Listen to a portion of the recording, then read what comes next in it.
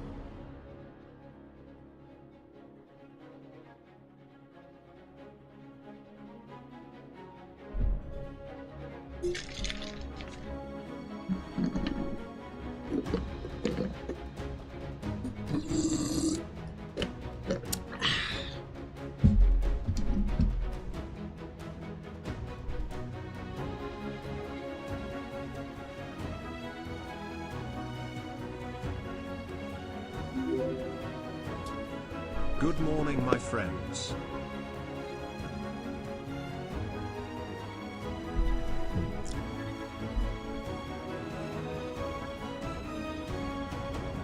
Friday.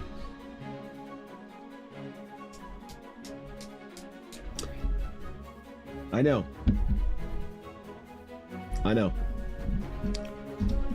Revolutionary. Yep.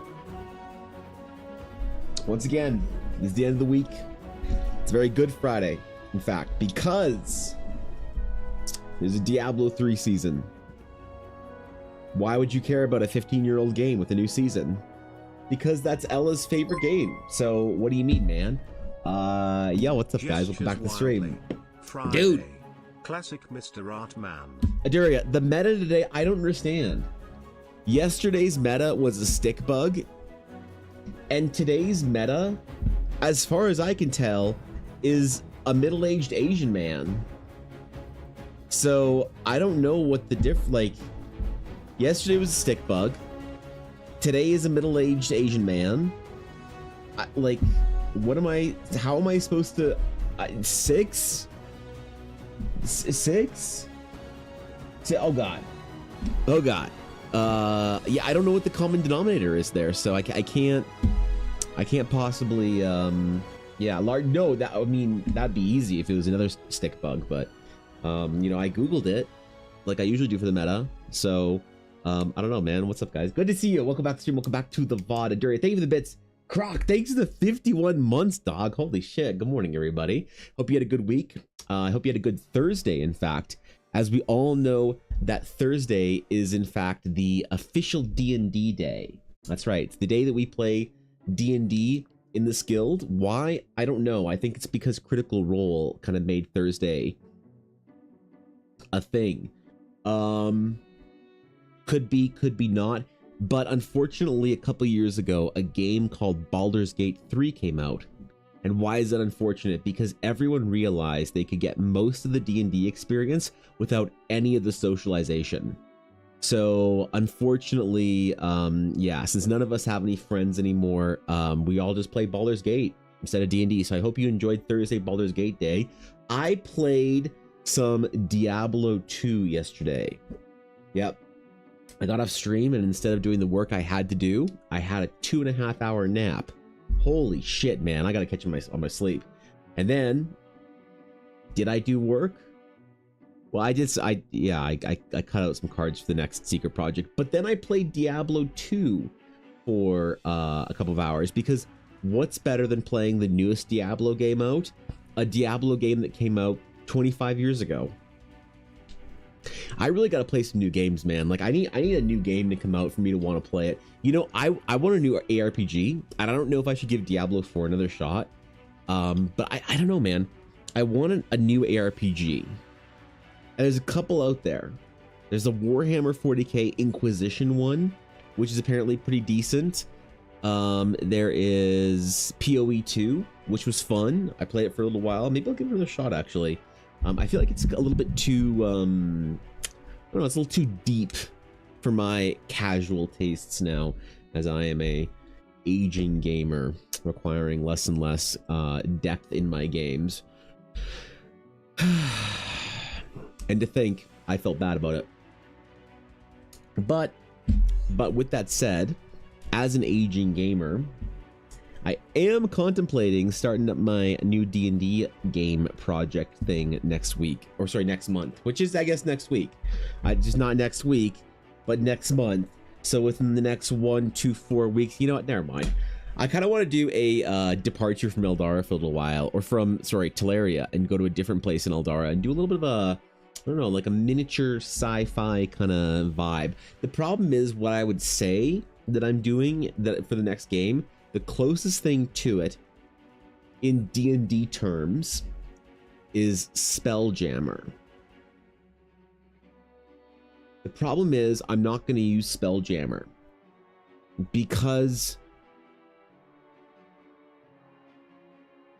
Spelljammer sucks. I know that sounds strange because everybody loves Spelljammer, but the problem with Spelljammer is it's not bad.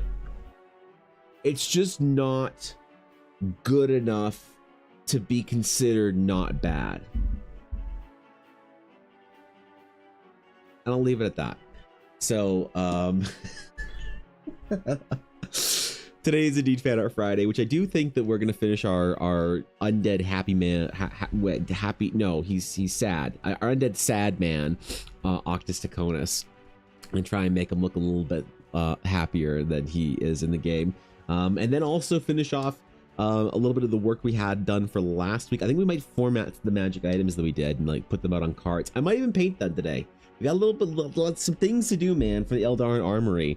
I want it to launch with a bit of a bang. I want there to be like a bunch of items, and for it to be cool, and for them to be formatted in a special way, and for it to be a whole thing.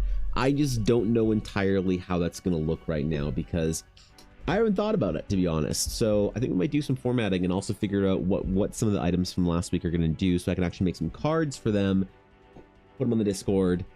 I think only one of them, though, speaking of Atari, one of them was an Eldarin specific item, so that one might get some special treatment. I think, you know, we have to do our saber and get it, you know, feeling like a real dark paladin kind of weapon, you know, something zealous and mighty and whatever. So I really liked Atari's like lore for it, but I don't know. I feel like I should always do I should always do something different or original for Eldara other than the person's idea, because that's kind of like their item, and I'll let them have their version of the item that I do the art for, and then I do something different for the Eldaran Armory, or I don't know, maybe I'll just rip it off. We'll see.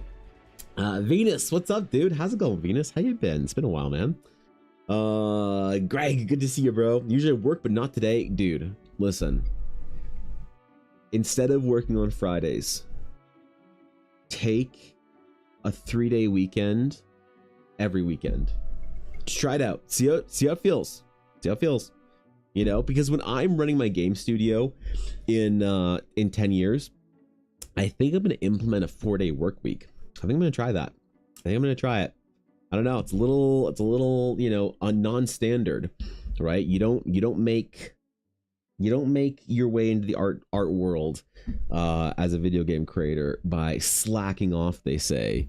But I don't know, I feel like there's advantage into the 4-day or 3-day weekend, you know, and we'll try it out. We'll see if it's awful.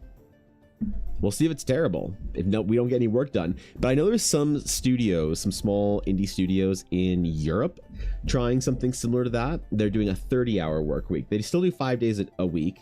They do a 30-hour work week. I don't really know how that you know, works out or whatever, but or like hourly or daily or whatever, but it seems decent, you know. 30-hour, or maybe it's like a 32-hour work week, some shit like that. I don't know, man. They get off at like 2 every day or something like that.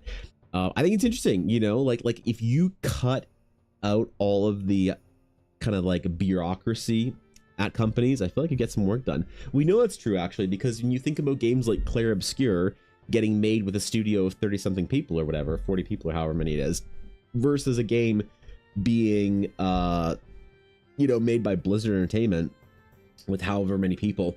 There was an interview, really interesting one a little while ago by, or on a guy named Lex Friedman's channel, of Jeff Kaplan. All right, and Jeff Kaplan was returned. Yo, Mitiko, thanks to the Prime, dude. I appreciate it. Welcome back. Jeff Kaplan was a game developer for Blizzard Entertainment, and he was one of the big guys, game director on World of Warcraft, all the way up to Wrath of the Lich King. And then he started working on their secret project Titan, and then he went and made Overwatch, which was cool. And then he left Blizzard because there's some spicy news there that he dropped in that interview. Real interesting shit. But he was talking about how at the very beginning of the day they had, or beginning of the, you know, the beginning of the early days of Blizzard, they had, I think it was like 5% of their staff at Blizzard was non-developers, you know, so support, management, whatever you call people at the company that don't actually do the thing. And now today, or at least when he left a couple of years ago, it was 50%. So, you know, that's a lot of people that don't actually do anything that has to do with making the thing. And what that suggests to me is that a lot of studios today spend a lot of money on video games that doesn't need to be fucking spent on video games. And a lot of, like, you know, time in meetings and whatever, and like approvals and shit like that, as opposed to small studios. There, I think the corporate world were to be agile, then get shit done better. So I feel like that kind of thing would work out for it. Wonder what's up? Check your Discord DMs. All right, I have to check my Discord DMs today. Thank you for the reminder, because I have not checked my Discord DMs in probably a fucking week. Holy shit, man! It's been a tremendous week with shit. I've had to. Oh god, I just need, bro.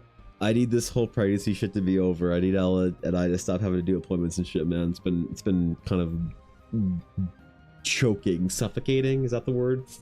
Something like that. So I'm sorry if you sent me a DM this week, but I will check it. Probably not today, honestly. Probably tomorrow, because today after stream, I am committed to. I told Ella that I was all hers for the rest of the night because we're gonna play Diablo. So, I don't know, no promises. Please tell me you typed and meant a week. Wait, what?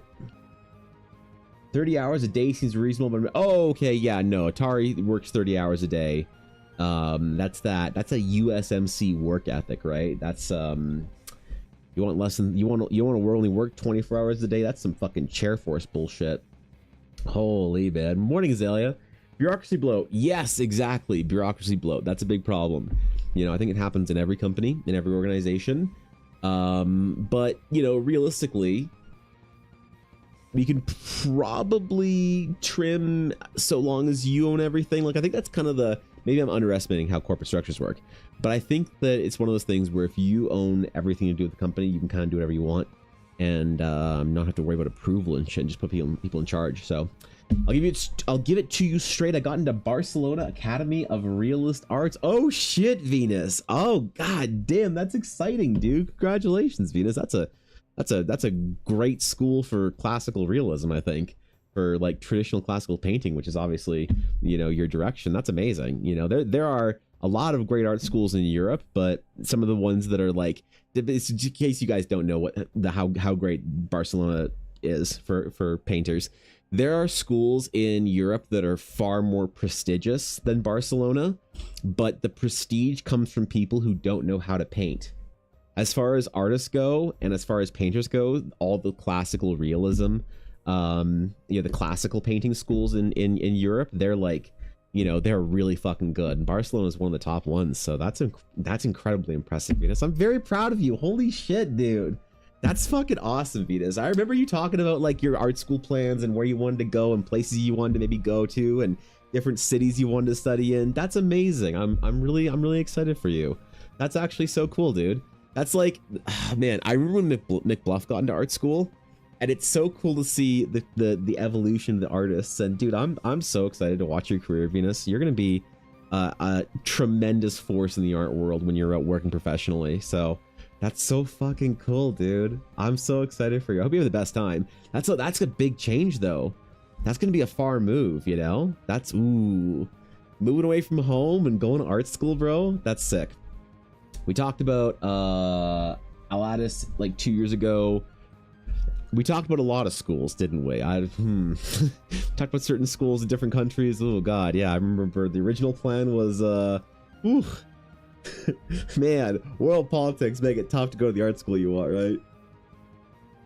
No, that's awesome. I don't know if there are many better schools in Europe that you could have gone to than Barcelona. So that's really impressive. That's a very, like, also I could be wrong, but I think that school is less of a university and more of like an atelier style kind of like class studio whatever school, which is what you want, because there's a lot of like my sister-in-law, for instance, has a much more well-respected art degree than I do because she went to university, right?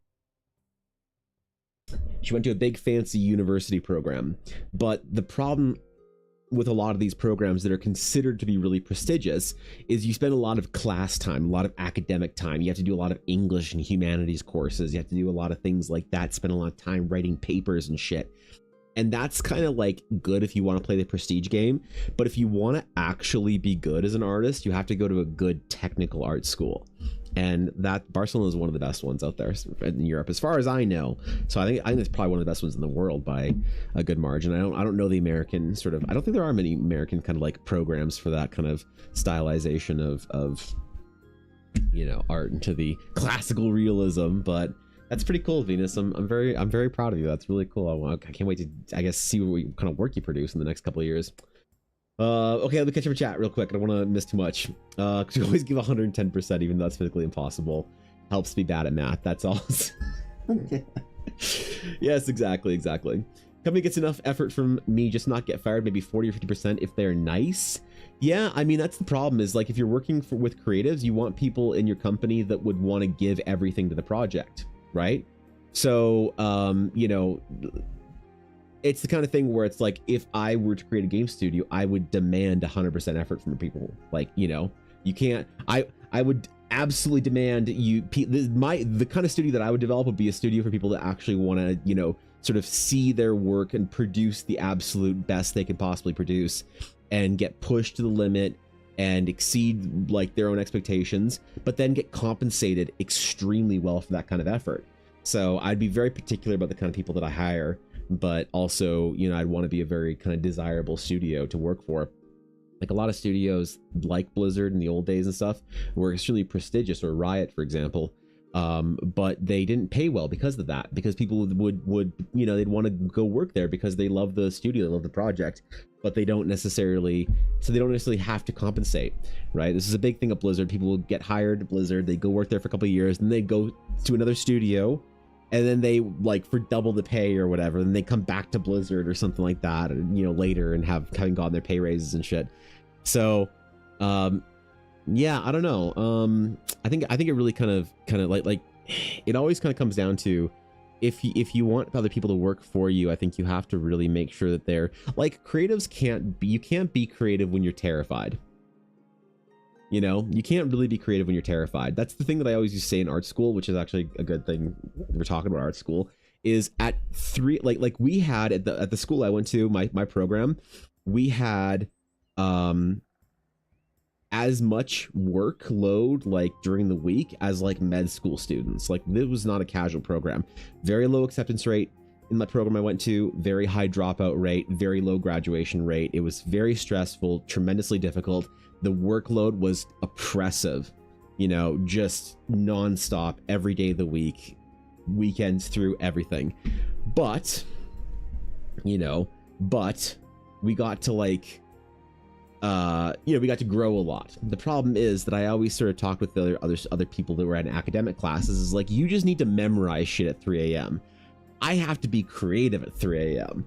and I always hated that. And I think that you can't really be your best when you're pressured. So I really think that if you want to get your best out of creatives, you have to make sure they are, like, completely comfortable, and so you have to pay them in a way that, like, they can support a family, a single income family, so their spouse can work or not or whatever, and then also have a couple of kids and take a vacation and save for the future. Like, people need to be extremely comfortable, I think, if they're going to be creative, like, at their fullest sort of, or have some kind of deeper meaning. And if you don't have the meaning of building something for yourself, if you're being a part of something else, I think you need to have, right, like, something, something that you can grab onto and feel comfortable with, so you can express that creativity the best.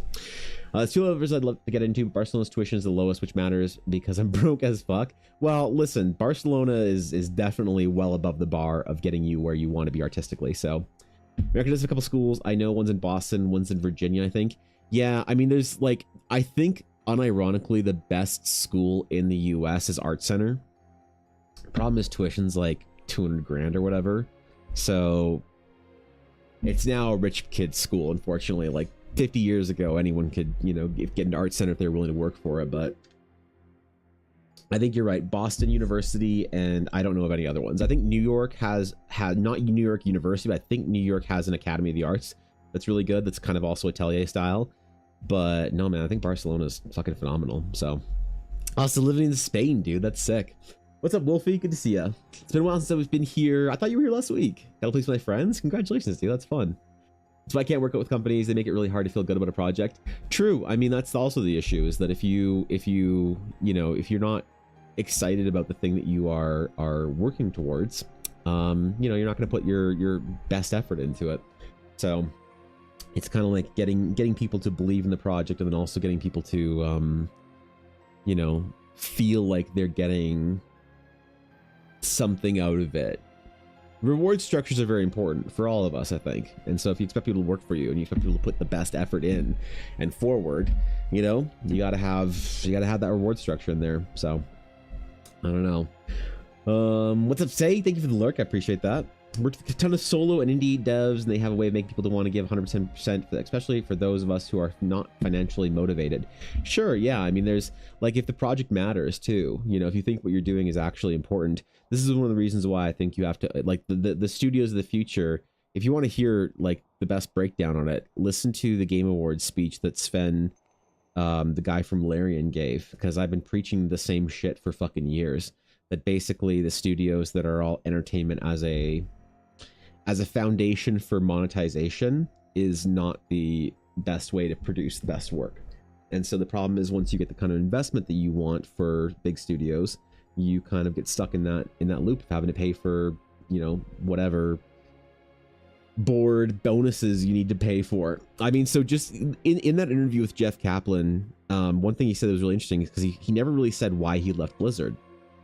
But in the interview, it'd been long enough that he actually said that the Blizzard CFO, which is this chief financial officer, took Jeff into his office one day and said Overwatch has to make this much revenue this year, and then this much revenue, and those numbers are NDA'd, but I think a lot of people know, every year after, or else I'm gonna have to lay off 1,000 people and it'll be on you. And Jeff said that was the biggest fuck you he had ever had in his game career, right? And so that's the problem is you know, a lot of great games and a lot of great developers are ruined by monetization. And it's not like the developers are getting super compensated. It's because the investors and the board members and stuff. And you can have investors, you know, investors are not the thing that ruins game companies. It's relinquishing control that ruins game companies. If you can sell 49% of your game company, whatever, but as long as you're 51% majority shareholder, then if anyone says we want more money, then you say fuck you. You know, there is like the whole problem with fiduciary responsibilities to your investors and whatnot, so you might not want to go down that track anyway. And I think that's kind of where a lot of studios are as well, because how do you explain to someone that if you don't, it's like Wizards of the Coast destroying Magic the Gathering's reputation for years, for collectors, I guess we can say. They did it because they could make quarterly investments, but they made quarterly numbers. They made the quarterly numbers at the expense of the game's long-term health, and they're actually being sued by some group, union, fucking firefighters, investment fund, whatever, retirement thing, pension fund or whatever, in Florida for basically destroying their stock. So it's like you can screw up so bad that you screw up your fiduciary responsibility the other way by being too greedy. So I think it's better not to have responsibilities to anybody, you know, is to own your own thing the entire way through and then just build something. Now, people will say that you can't necessarily play ball in that large sort of like sphere of I don't know, the financial world without investment. And I think the best example of this might be the tragic sort of decision that Blizzard Entertainment had to make for World of Warcraft. If Blizzard didn't sell, we would have never gotten World of Warcraft. So it's kind of a bit of a dilemma. Do you go down that path where you know that you will lose your company at a certain point in time to make your project see the height that it can hit, knowing it's going to hit a decline, that people are going to like knowing people are eventually going to hate it, right? Or do you never sell it so people never hate it, but you also never see the height that it can achieve?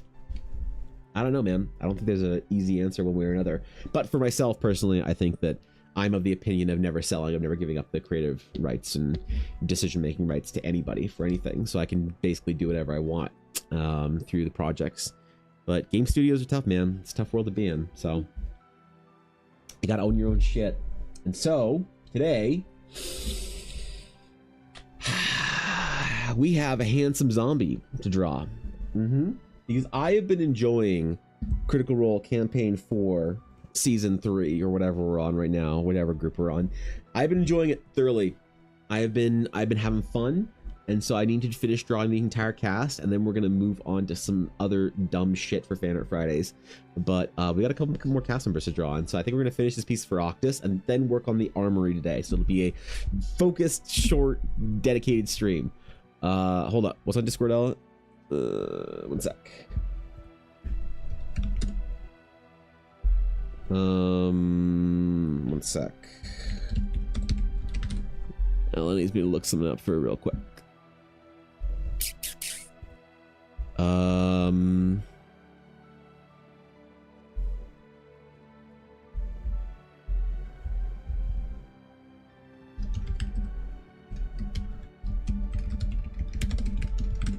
Okay, there you go, Ella. Boom. Responsibilities met. Sick. All right. I'm gonna be focused, Sabine. Look, I got a lot of time to finish this shit today. All right. Oh my god. Do I even have room on my hard drive to record? I need a new hard drive. Oh my god. Art. Let's see how much room is on there. Properties. 9 gigs left. I really need to figure out how to stop recording at such a large, like, before I reinstalled OBS, my files were a lot smaller, and I've gone into it, gone to the output, whatever. I've done a lot of things. I don't know why my virtual recording OBS bullshit is such a large file when I'm done with it. So we shall see. Let me just get that right. Okay. I haven't made a video also in fucking months, man. I think I'm gonna try and return to it next week. I think I want to actually really return to, you know, making the daily addition to videos at least maybe 5 days a week or so. I might give myself some time off on the weekends to like make videos ahead of time and get off the daily post sort of like stress. But I really want to get back to daily videos, or at least multiple videos a week, because I really enjoyed videos on, or the process of like posting videos, not just like the recordings to look at for myself, but I also found that I really enjoyed the kind of the feedback that I'd get, the positive feedback that I get from my work, and not necessarily in like the form of kind of like adoration or whatever. Like, it's not an external like or extrinsic or whatever motivation, but it was nice to be able to see that people, whether or not they liked it or not, thought that it was worth their time. And that's really motivating. Trying to find, I guess, your like motivations or reasons for doing things is really difficult. Obviously everyone says, you know, you need to have some sort of like intrinsic motivations, but I think it helps when you're doing something and you're seeing people like what you're doing, you know. Definitely artistically, it's easy to get sort of stuck into the routine of just doing your own work for yourself and not really ever being sure if anyone, you know, if you're doing something in service of others at all. And that's a fun thing to, I guess, remind yourself of. So I think I really want to return to videos next week. And so there's gonna be a couple Critical Role videos to post there, so we'll see how the critters, if they're still nice and happy, or if they're all mad that you're not drawing their hot zombie boy in the way they want you to draw him. Because listen, some fandoms, man, they get very upset about fan art not being the exact way that they think it should be. All right, it's definitely a it's a delicate thing you gotta you know, maneuver when doing fan art for some silly thing on the internet or whatever. I had actually had somebody in my family ask me about doing fan art, and like contemplated entering into the artistic world, and was like, man, I really want to be an artist, but I don't really want to do fan art. Can you build a career on your own without going to studio, without drawing fan art? It's like, oh my god, what are these kids learning these days? Instagram is ruining their ambitions, man. I gotta like send that kid a fucking Rick Rubin video on creativity or some shit, just to deprogram them from the idea that they have to do, you know, appease the masses, draw for the peanut gallery, as it were. You should draw them in a way that is objectively questionable, but in which I have the authority to demand, even though I don't know what I'm talking about. Look, that is unfortunately more of a true statement than you think. You know, nerds get weird about this shit, bro. Like they get on it. I think I might do also, if I can finish my kind of like Critical Role characters before the expo season, I might do little art cards of a full set of the cast, and just see what it's like to try and, you know, add a piece of fan art into my convention schedule. I might do it for like Calgary Expo, and that's it, and see what people think, because I've had some requests to do like, it's funny, a lot of the prints that I sell in my print store right now aren't even prints of my own, like the work that's listed there. It's the order a custom print thing where someone will send me a message and be like, hey, can you give me a print of like this thing you did on stream or whatever, or this piece of fan art or some shit. I actually had somebody ask for fan art of a VTuber that I did. And it was their VTuber, and they were like, can I have a print of this piece that you did of this VTuber? And I was like, then I asked the VTuber, I was like, hey, do you mind if I sell this thing to a person in your stream? And she was like, no, go for it, that's fucking sick. So, you know, maybe I'll add that in and see if people like it for the expo. I don't want to be like known as a fan artist for expos, though. I think it's not exactly the direction I want to go in, but I don't know. You got to give the people what they want once in a while, man. Fan art, have big number equals big success. Child see big number, child wants success, child draw Jinx in cat made outfit. Unfortunately, that's exactly how it happens. Yes, good. Working on my diet since October. The other day when I put on my armor for the first time since the summer, I noticed my gambesine felt loose, and I could do my battle belt up a whole notch tighter, almost 2. Let's fucking go. That's what I want to hear, big dog. Fuck yeah, Greg, that's awesome, man. Hey, congratulations for sticking with it, you know? Listen, it is very important to celebrate the successes of like, yo, here's a landmark I hit, I can finally fit into this thing, or I can do this trail or whatever, I'm this size down, I'm that or whatever, I can lift to the gym. That's an amazing thing, and it is important to celebrate. And so that's fucking awesome. But more than that, I'm really impressed that you're the kind of guy that now goes to the gym, is consistent and watches, and you know, and that happened from day one that you decide to start doing this all the way till today. So I'm really impressed with the kind of habits you've built, man. That's serious. That's hard to do in the winter too. Like, I don't lose shit for weight during the winter. None. I don't lose a whole I put on weight in the winter, dog. Every year that I've like lost like a substantial amount of weight in the last 3 or 4 years that I've, or no, 2 or 3 years that I've been doing this, I actually put on some weight in the winter. I don't lose any, because if I can't be walking outside, like doing my like 15-20,000 steps a day, I feel so like just tired and hungry and incapable and unable to actually like do that. So I know how hard it is to start that shit and do it during the winter. I've never been able to do it. So I am then even more impressed by you. That is, that's seriously something you feel proud of, man. You know, it's about being the kind of person that, you know, gets the results that you want as opposed to looking for the results. And I think that's really impressive and really should be celebrated as much as the, you know, the notches that are down and the sizes of clothing. Like I went to, like I used to wear all my collared shirts like this, like in fat guy mode, which is this right now. All fat guys wear their shirts open. But then I started being able to do these shirts up. Now I'm wearing it fat guy mode because I just kind of, I don't know, I just kind of like it with the chain, whatever. So, you know, we're just chilling. But like the first time I remember when I could actually do these shirts up, and that was like a big moment for me, because like these shirts used to be so tight that I couldn't, you know, even do them up. And now it's like, they're a little loose, right? They're a little big. That's okay. And that was like a big moment for me when I realized that I could fit into the thing that I you know had wanted to in the way I wanted to, and that was big for me. That was huge. So definitely, like, we want to celebrate both things. We want to celebrate the individual successes of like, yo, I can fit into this shirt, or my belts are more comfortable, or my gambeson's less tight, or whatever. And it's also about celebrating the fact that like the person you had to become to get there. You know, it's like, kind of like with your art journey, right? Celebrating not only like, let's say that you are the, this is why challenges are so good for artists, because you can reverse a fitness challenge real quick with a couple of weeks of bad eating, right? But for artists, this is why artist challenges are really good, because it's not just about, hey, I can now draw this thing better or whatever, I've improved. It's also like, oh, I'm the kind of artist that draws every day, or practices my fundamentals, or like does portraiture every afternoon, or whatever, you know, does important studio work. And it's kind of like about both things, the process and the result. And people will try and tell you it's all process and never any results, or people will like make a big deal of just the results and never the process. And I think it's always kind of a mixture of the two that you can be equally as excited about.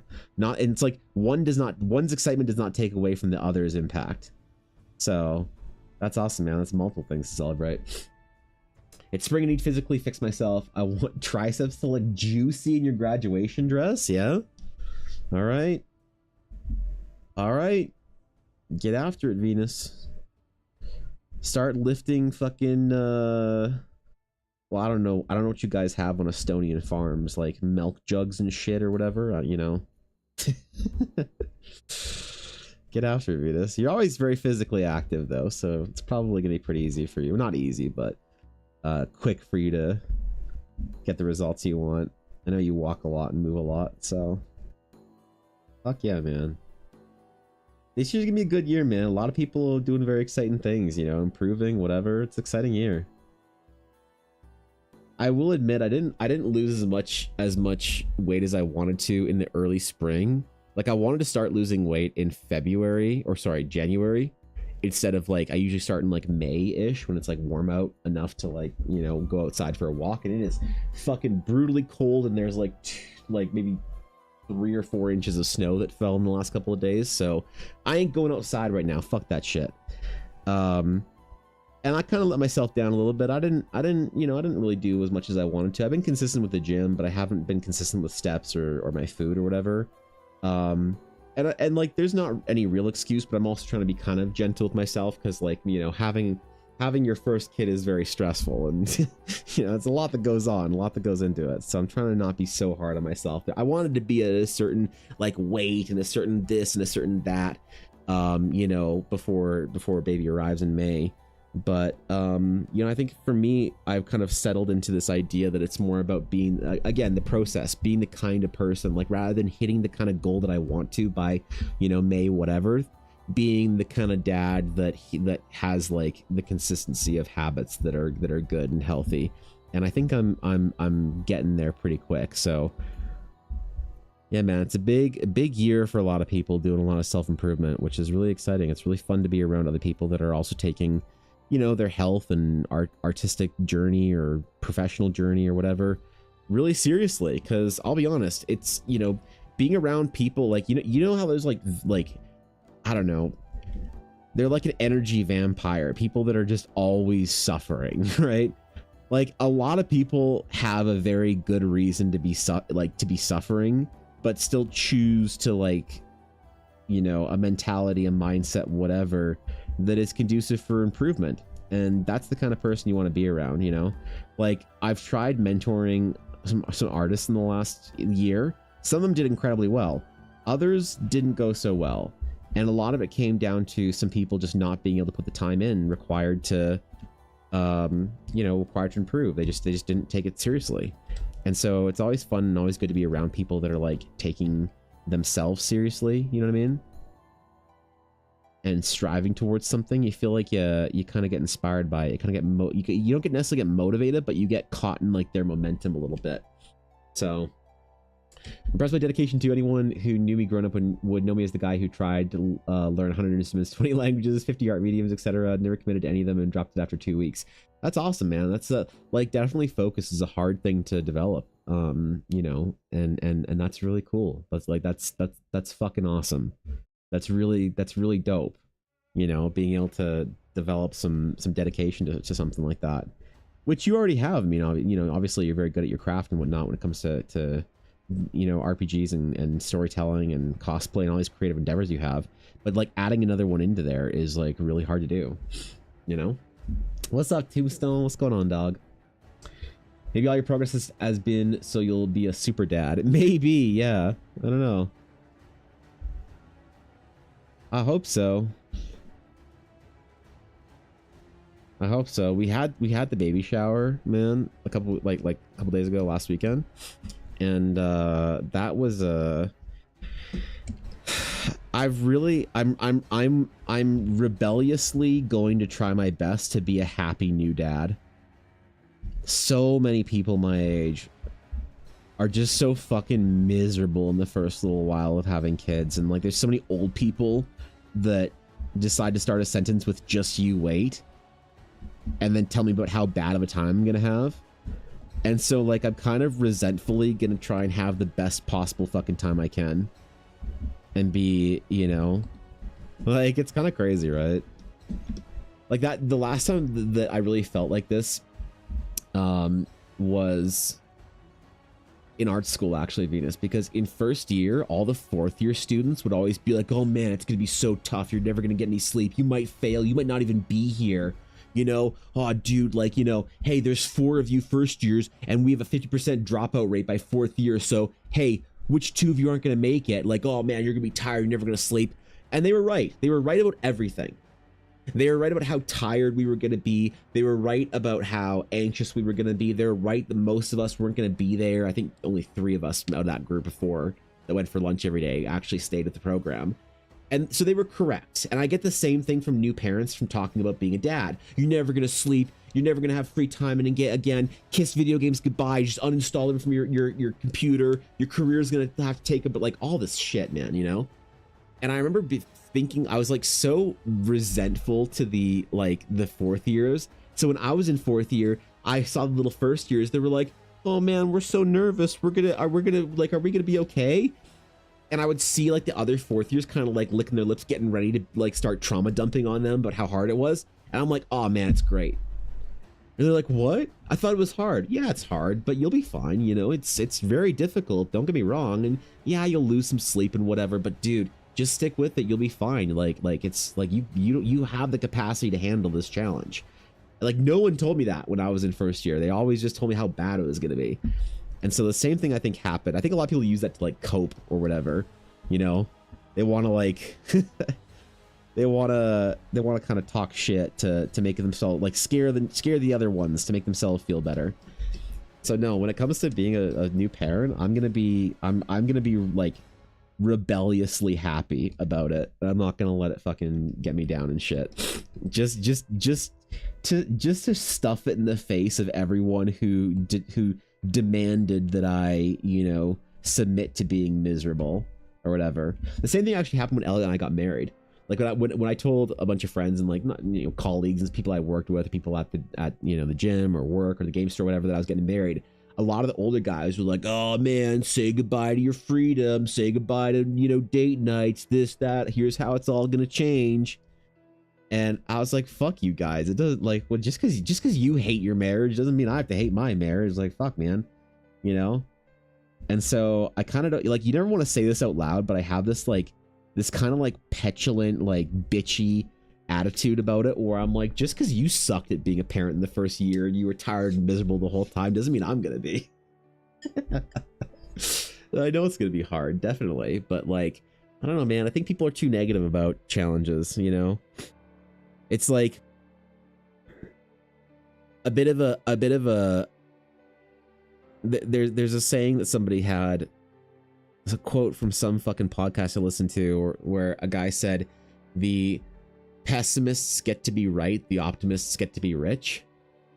But I kind of change it a little bit, and I like to say the pessimists get to be right, but the optimists get to be happy. Which maybe that is also a quote that somebody said or whatever, but you know, I think it's true, man. You know, you can like if you walk into everything thinking that it'll all turn out fine, what's the worst that happens? You're wrong some of the time. Rather than living in constant anxiety that everything's going to go poorly and then nothing's going to, you know, and you're going to be tired and miserable and everything's going to be too hard to handle just because it was too hard for other people to handle, you know, and rightfully so. Yeah, you're probably right, Venus. It probably is all training or whatever. Had a coworker like that 24/7 can be exhausting. Totally, right? Being around that kind of energy is just fucking sucks, you know? And like the problem is everyone that you meet who's miserable has a very good real reason for being miserable. And I had to realize this at some point in time when I was like young and having to go through like a lot of medical shit, and I was doing like surgeries every, you know, fucking summer through art school. Art school for me was not about succeeding, it was about surviving. Because every summer I'd have to go for some scary ass fucking big surgery or whatever. Like I had a lot of medical issues when I was a teenager and young adult. And so I realized that like every single person who is miserable about shit has a valid reason. If you say to someone, hey, you don't need to be so miserable, and they say, what are you talking about? I have this to deal with, that to deal with, this to deal with, that to deal with. They're right. Absolutely. You know, and they have every reason to be miserable, and everyone can kind of go, oh yeah, I get why they're miserable. That's shitty. But I just like, I looked around at so many people that had it so much worse than I did, that weren't fucking as miserable as I was. And I was like, damn, I'm choosing this, aren't I? You know, shit, I'm absolutely choosing this. You know, I have every right and reason in the world to be upset. And I still have to somehow try not to be. That's so hard, man. I'm really bad at it too, I think. But I'm gonna try really hard to not fuck it up when baby boy arrives. To not just be like groaning and whining about it all the time. Cause hey man, pregnancy's been tough enough, man. Losing sleep and shit, we're already there, man. But it's gonna be exciting, dude, you know? It's gonna be an adventure. That's like almost literally definitionally the adventure, right? You been that classmate too, really? You been the downer, bro? You've been the upset one. Oh man, Estonia lost the World Cup of basketball. How are we gonna be happy ever again? Shit, bro. You can't be that kind of person. You can't be that kind of a downer. I know y'all fucking love basketball there too. How do I know? I guess I don't really know. I'm just talking shit. I'm just making assumptions, wild assumptions, okay? Unfounded, in fact. Crafting a narrative. Some of these go to shit and that will grow before making dumb jokes. Yeah, that's fair. I mean, like, that's so, it's, dude. The assumption was right. Oh, you guys fucking love basketball there? Holy shit. Yeah. Let's go, man. I knew what I was talking about.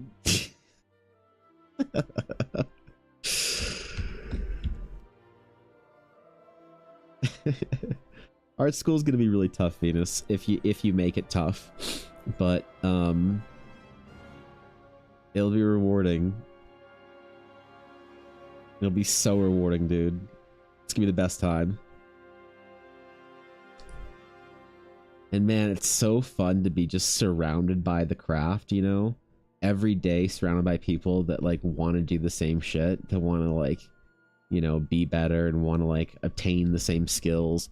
You'll find a lot of people at art school are also, and I hope you don't, but you'll find a lot of people at your art school are also going to be very competitive and petty. And those people are the kind of people that you want to just steer clear of, because they're just, you know, their ego is just screaming for them to be the best artist they know. And that's really tough when they aren't. But man, if you find a group of friends that all just want to really improve and really get good together, dude, it's the best. It's the absolute best. When you find your little clan or whatever, your little tribe in there, you and the other little art peepos are trying to just like become the greatest artists of your painters of your generation. Like, fuck yeah, man. Being around that kind of ambition is just so nice. It's like so like refreshing after you've like been around, you know, people that are like pretty casual about their art journey, you know, and don't really have a drive to them. That's kind of the high school art experience. I don't know, maybe it's different in Europe or whatever, but high school here is definitely, or art here in high school is definitely a course that people take because they kind of don't mind drawing and they want easy credits. And so when you get into art school and you like are around other artists that actually really want to like struggle to be the best they can, dude, it's so good. Go for the 12-month program to save money, so I'm going to be tired, broken, covered in charcoal for a year. Yeah.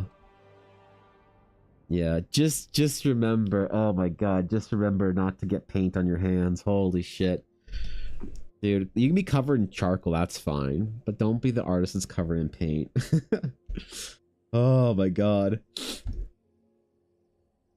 Dude, we all would walk out of our first year courses just covered in charcoal and Conte, and then you take that kind of messy habit to painting and you wonder why you're like diseased in your 30s, or why artists don't live very long. Painters, that is. Oh man, embrace the chaos. I kind of want to actually start drawing. Dude, I want to like start sketching with charcoal again. I really miss it. You know, there's like a thing that's so traditional and so classical about it.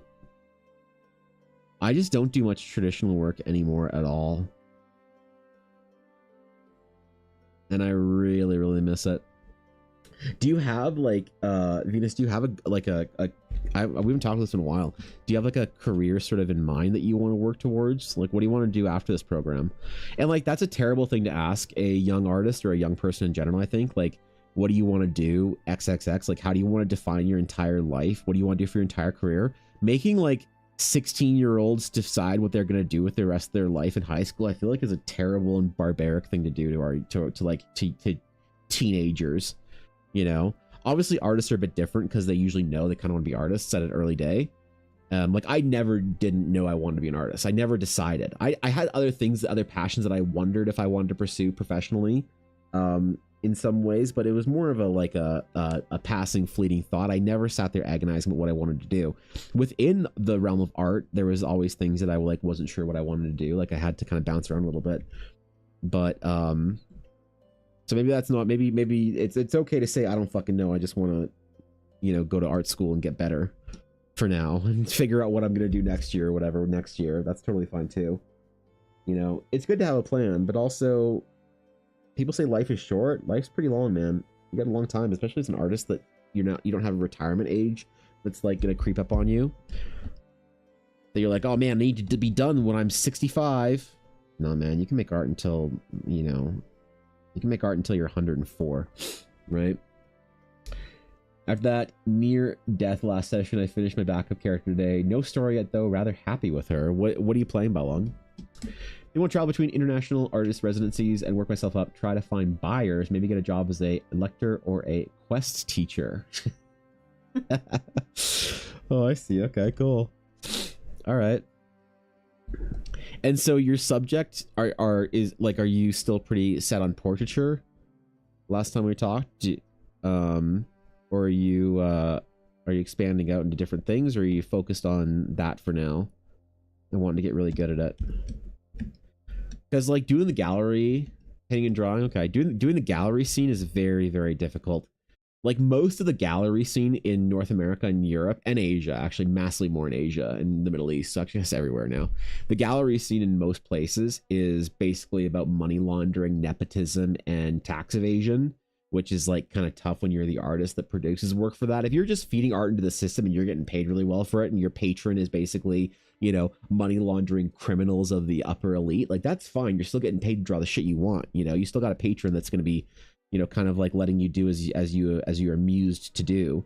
But there's nothing wrong with it morally, I don't think, but it is still a tough thing to get into. Definitely, I think if you're going to be trying to find buyers yourself and trying to go like, you know, privately, that's a really great way of doing it.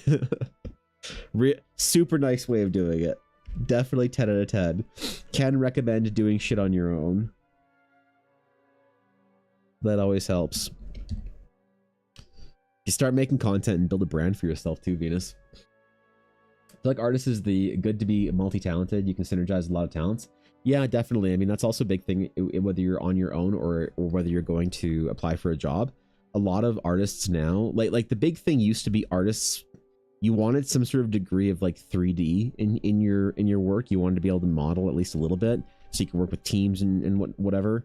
Or do like texture painting and whatnot for the games industry at the very least. But having some technical expertise in software engineering or other, you know, disciplines in art, they're all really good. Even for like what I do, you know, for my main sort of like bread and butter of how I make it as an artist full time, a big portion of it is basically running a business and learning how to market. You know, being able to market yourself as an artist, as a solo artist, is like very important. So like regardless of what you choose, what path you choose from being multidisciplined, you have to, you know, like this is also the problem is in the AI world now. It is before it was ill-advised to not be able to market yourself or do other things that make you valuable. But now with AI, it basically is, hey, that room you wanted to avoid being in because it wasn't very pleasant, it's now a death trap. And so if you don't get out of that, if you don't adapt, you die as an artist. Like, you know, put the fries in the bag, Cindy. Right? But if you're good at it and you know how to adapt and you can be either valuable to a company or you can adapt as an artist and market yourself better, you know, you can be a solo artist. You can be you can work for a company and still have a job. But you have to adapt once again. And being able to adapt is, I think, one of the best skills you can learn as an artist, or I guess any creative or any person in general. But you're absolutely right. There's the world of I'm just going to be a phenomenal artist and not have to do anything else, not have any other skills, not have any other, like, you know, disciplines or whatever. That world is gone unless you can find like a flamboyant Byzantine patron of the arts that will sit there lounging while you paint for them in their Italian villa That's good. That's great. Like if you can get that, man, get that shit.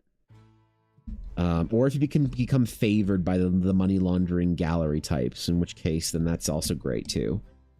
But that's a skill you have to develop, and that's a social skill. You don't just get the nepotism for free, man. You have to earn the nepotism, all right? That's A, you know?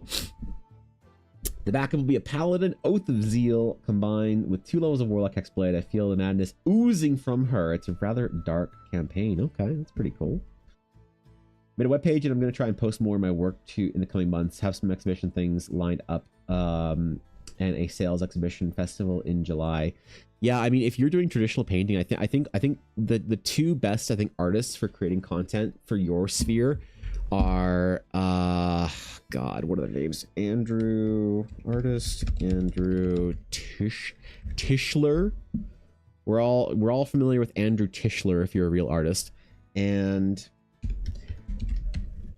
Courtney, what's her name?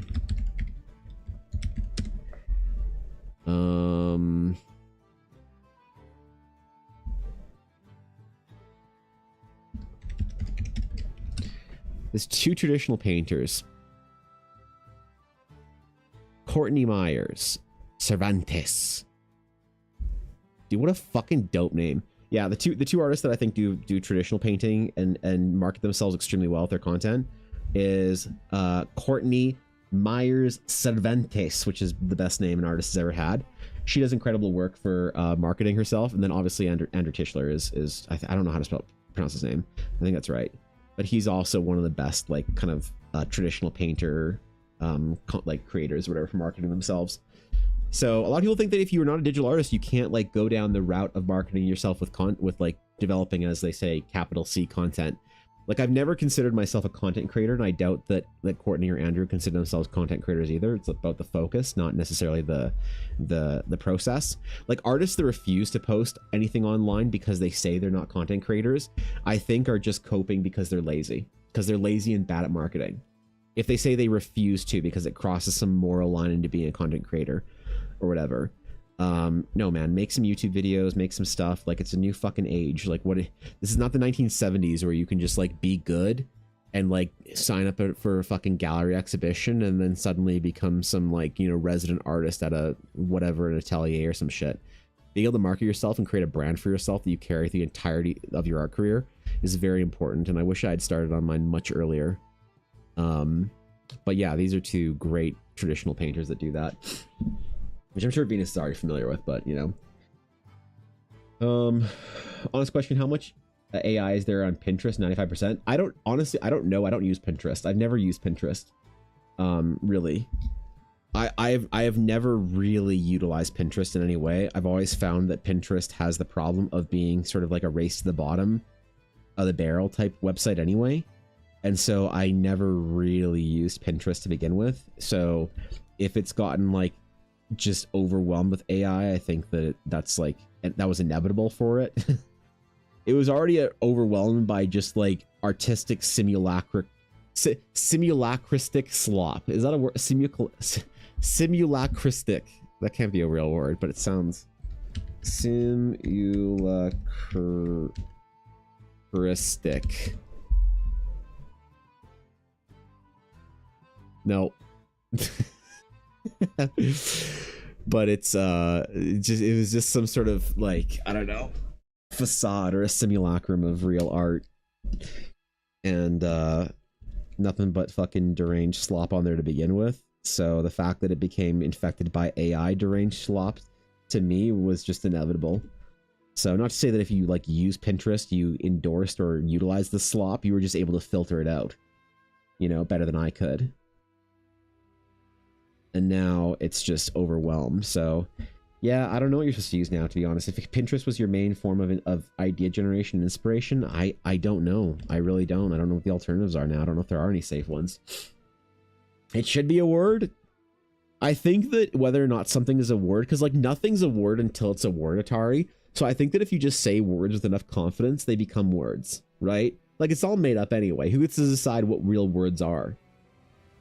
Certainly not any kind of official university apparatus or whatever, you know, that prints the dictionary. We've had the language generation has been democratized in the digital age. And so as far as I'm concerned, if I just say it confidently enough, it'll be a real word. Not the Academy. Ah, damn it. Yeah, exactly. Any bit alternatives for searching D&D characters are like ideas and moods. I hate to say it by long, but so the way that I search for inspiration is not the best way that it is the best way I think, but it is not accessible. The barrier to entry is so unbelievably high, which is art books. I have over 100 art books that condense the greatest concept development artworks in the last 40 years down into publications of curated sort of development logs. So when I need inspiration, I'll just search through the library. But that kind of sucks, because it's like, what do you do if you don't want to have, you know, 700 pounds, 4 book or 2 bookcases and you know, several $1,000s in paper? And at that point, I honestly have no idea. Like, I would say maybe ArtStation would be the one place that I'd say to go. And although ArtStation has a lot of AI on it, ArtStation is still, I think, more geared towards the professionals. Like, the professionals, they don't know where to post. Like, the best artists in the industry will just casually come out of NDA, post, and then, you know, disappear back into NDA hell for 4 years. And they do it on ArtStation because they don't know where else to go, you know? So, what's up, Neko? You ready to go check out Pizza Place Karaoke Night? All right, Venus. I'm incredibly proud and impressed by you. That's fucking amazing news, and I'm really happy you took the chance or the time to share it with me. So, good luck. I can't wait to see your struggles and your improvements. Oh, it's so cool, man. Our little guild artists are going to art school, man, after years. That's so fucking cool, man. It's cool that, like, I don't know, it's cool to watch people develop and watch the young artists in the guilds growing up and getting after it. That's so fucking rad, dude. Seeing an artist at the beginning of their career is always so exciting. It's daunting and scary, like, just like anything, you know, like, in hindsight, if you look back at things, you're like, oh, I was fine, like, I don't need to be so anxious or scared about this or that or whatever. Like, that's easy to say, but when you're there in the moment, it's always terrifying. You know, I learned that about, I remind myself that lesson a lot in sort of the adventure of becoming a new parent. Everyone's like, oh, you'll be fine. Like, doesn't feel fine, fuck you. But it is still then, as somebody who, like, has supreme confidence in somebody, like, I have supreme confidence in Venus to be one of the greatest artists of her generation. It's really cool to watch that journey, to see the struggles, to see the successes and failures, the pitfalls and the leaps. It's all part of the journey, man. Started writing some art books. The one from Arcane is so sick, worth the money. Yeah, I really want the one from Arcane. Like, I need to be careful because, so Ella and I redid a lot in our house to make room for baby boy. And part of it was getting all of our books, everything, every book we own is now in this room. Because it used to be that I just had art books right beside me, and then I had in another display case over there, like, it's like a bookshelf that has like glass windows to it. I had at the bottom shelf was video game guides, like old, because they have a lot of the times they have art in the back of them for collector's edition guides. And then in the bedroom we had our one bookshelf that was all of like Ella and I's manga collection from when we were kids. And then in the other bookshelf we had all of our novels and D&D books. But we have to get rid of both those bookshelves, so everything had to condense into this room. So we had to get rid of the TV in this room. There was like a big IKEA thing that was like a bookshelf TV like combo. And so the TV's gone, which sucks. My winter fireplace is now gone forever. But now we have art books, which is interesting. Just art books and novels. We got rid of a bunch of novels. We put a bunch of our manga in storage. I didn't really purge any art books because there's not really any that I hate. There's like a couple in there that are not really good that I'm thinking about getting rid of. But for the most part, almost every art book I have, even the not great ones, are still useful in some way or another. So, I don't know, man. And then a couple of Ella's programming books and our novels and... oh, I put a lot of our D&D books in storage as well. I realized I didn't fucking need much of our D&D books. Like, I don't reference them for any reason, like older editions and shit. So, all the 4th ed books are gone. Most of the 5th ed books are gone. Weirdly, even though I'm developing for 5th ed right now, I don't need a lot of the current books. Like, if I have on D&D Beyond, like, if space is an issue, I can just prioritize here, right? And I'm prioritizing for books that are either very important to me or that I reference a lot. I do kind of miss my multiple bookshelves, but physical media, man, that's good shit, right? And of course, Elle's been reading a lot more recently. She's been doing a lot more fantasy reading. And I've been reading a lot of boring books too, so I have those up there. On my journey to understand precisely the genius of Star Wars, I have gone deep down the rabbit hole. I've gotten so deep down the rabbit hole, it's not even funny. I've gone past the places where people realize or say that the depth goes. Like, it's like the Dunning-Kruger effect. A lot of people who like pretend to understand myth and storytelling and stuff will be like, oh yeah, archetypes, hero's journey. Oh yeah, it's so easy. It's so simple when you see it. But the more you learn about it, the more you realize you have no fucking clue what you're talking about. And then when other people are very confident about it, I'm like, I see you haven't gotten to the point where you have no fucking clue what you're talking about. I see where you are in your journey. Not very far along. The confidence is going to shatter at some point, or it never is, and you're never going to know how deep the rabbit hole goes. So there's a lot of books on myth and Jungian psychology and philosophy and shit in there that I need to read too. Ancient spiritual texts. The Tao Te Ching, the Mahabharata, the Bhagavad Gita, the Gnostic books, the Hermetic books, Greek and Egyptian myth, the pyramid texts. Oh my god, dude, there's a lot in there that I got a whole reading list now. Not even funny. A fair amount of the 5e books, but most of them are, or most of the time they're useless. Most of the time, unless I'm in depth character creating, I just use my pirated PDFs. Oh, I see. Yeah. Sure, I mean, you know, what do you need the whole reference book for, I guess? Just use your D&D Beyond books, right? Right. Never condone piracy here. Only D&D Beyond. Only giving D&D Beyond all your money for a book you already own. What? Crazy. Huh?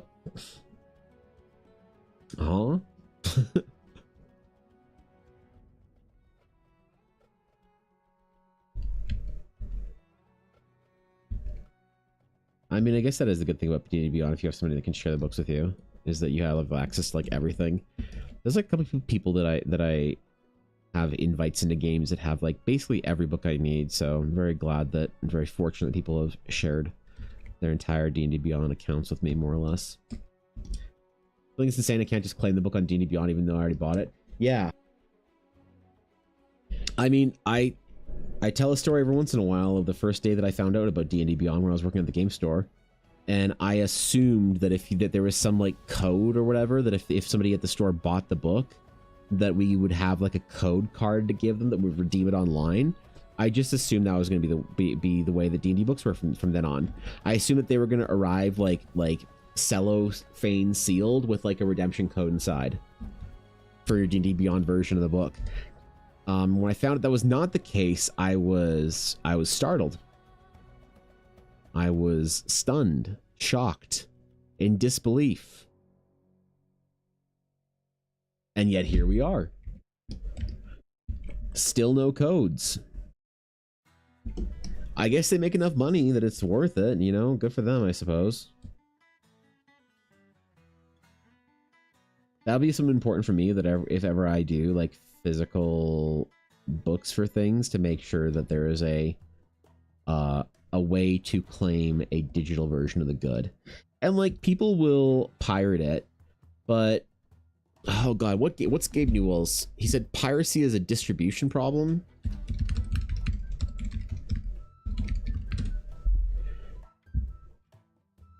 Gabe Newell famously stated, piracy is almost always a service problem and not a pricing problem.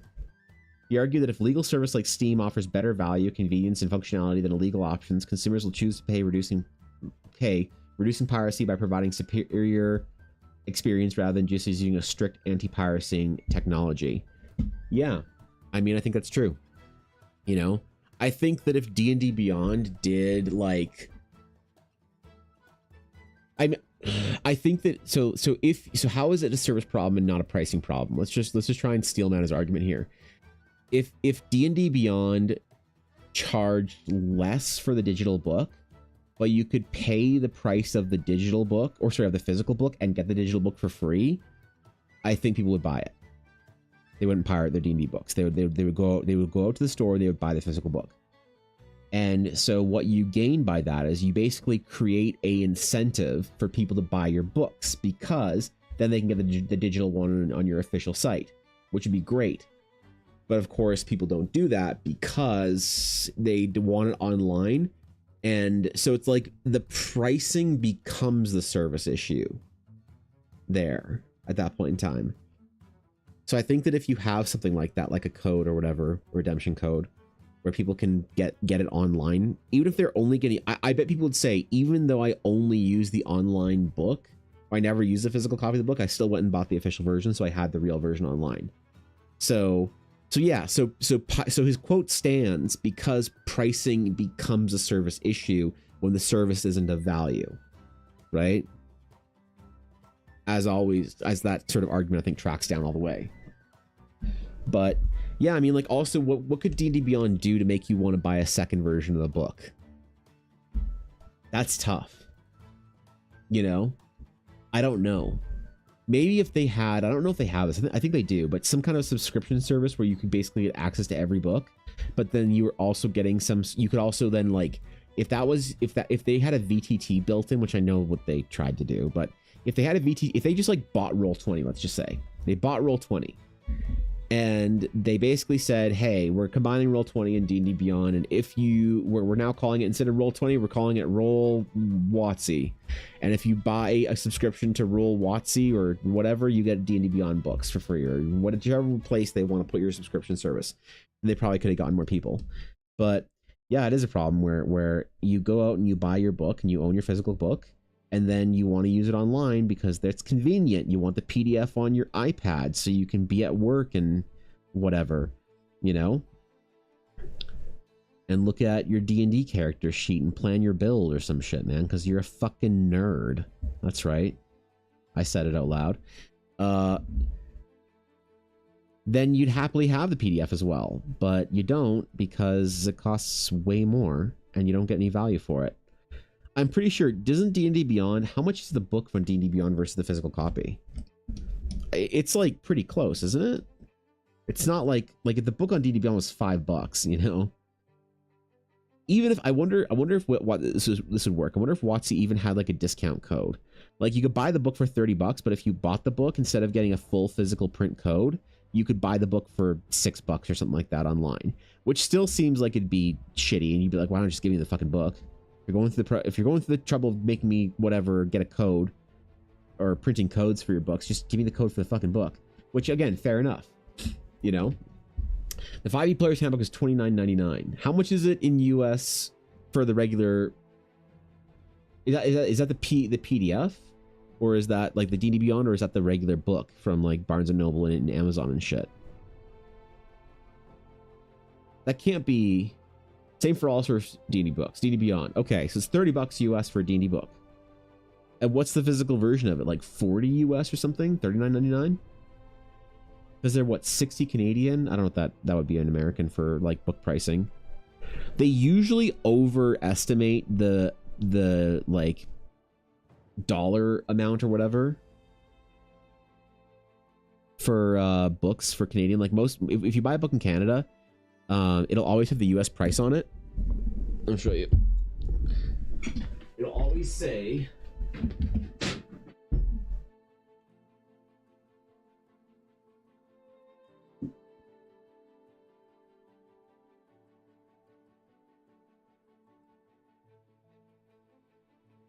yeah, so this is an example. This is what we have in Canada. If you guys have never bought a fucking Canadian book, right there on the back, $29.95. Oh, so that's actually way cheaper in Canadian. What the fuck? That's hilarious. So $29.95 US or $33.95 Canadian.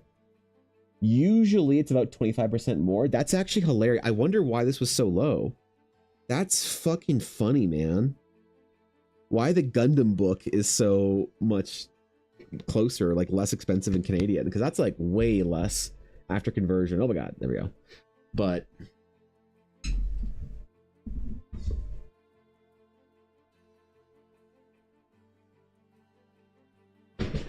that's so funny. I'm like, oh, it's always more expensive in Canadian, and the book that I think to get up or whatever is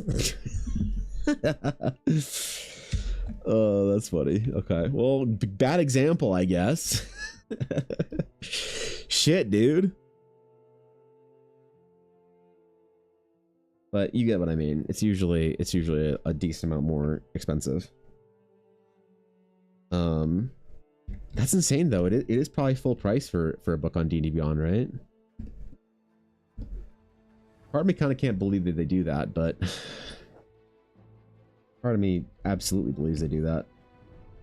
That's the kind of thing where it's like the product is decided as opposed to the like, where the marketer or business person is making the decision as opposed to the creative person. Because the creative person wants to just build the most value into the product as possible to make it the best possible thing. It's really nice when you can control both things. When you're the guy that sets the price and the person that sets the quality. And sometimes you have to make, it's not always that you don't make a decision to like increase your prices or whatever. I've made a decision for expos for trading cards, packs for like second edition. They're actually going to go up in price because $15 is a lot of money for a booster pack, absolutely.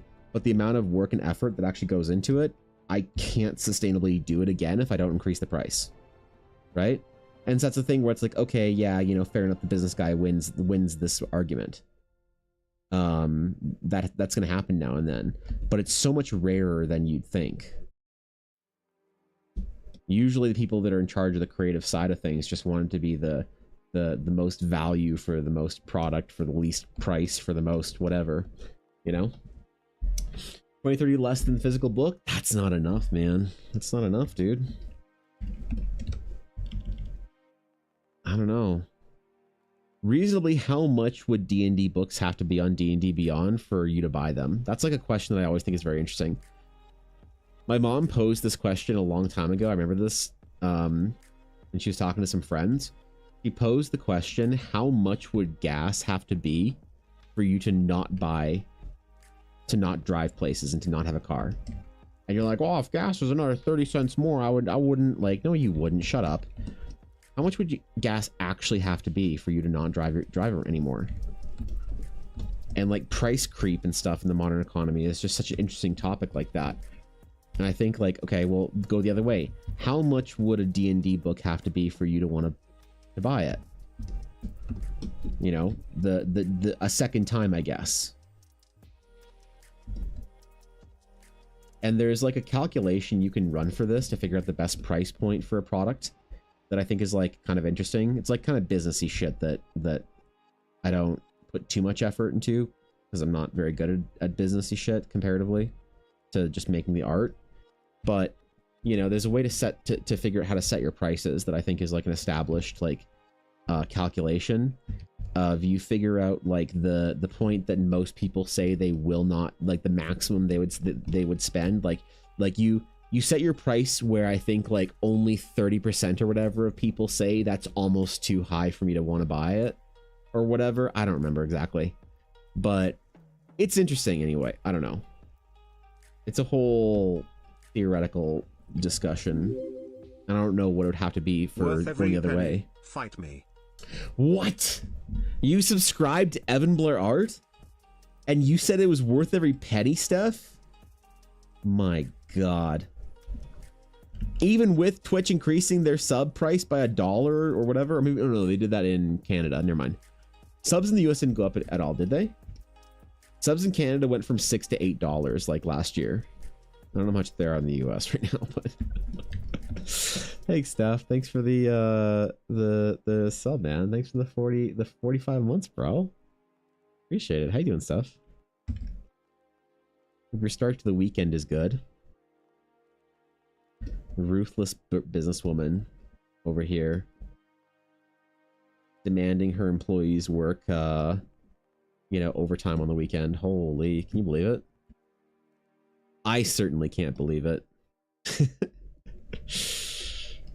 God damn. She's getting after it. I love how like weird and gaunt and paranoid I made Octus look. I kind of love that about it, actually. I'm enjoying deviating a little bit from the original to make him look even more sort of like zombified.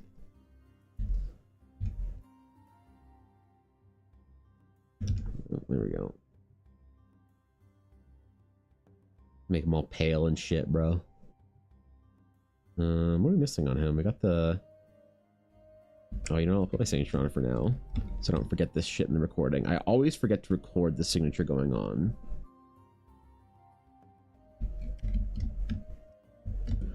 We'll end the recording. We'll do our last touch-ups.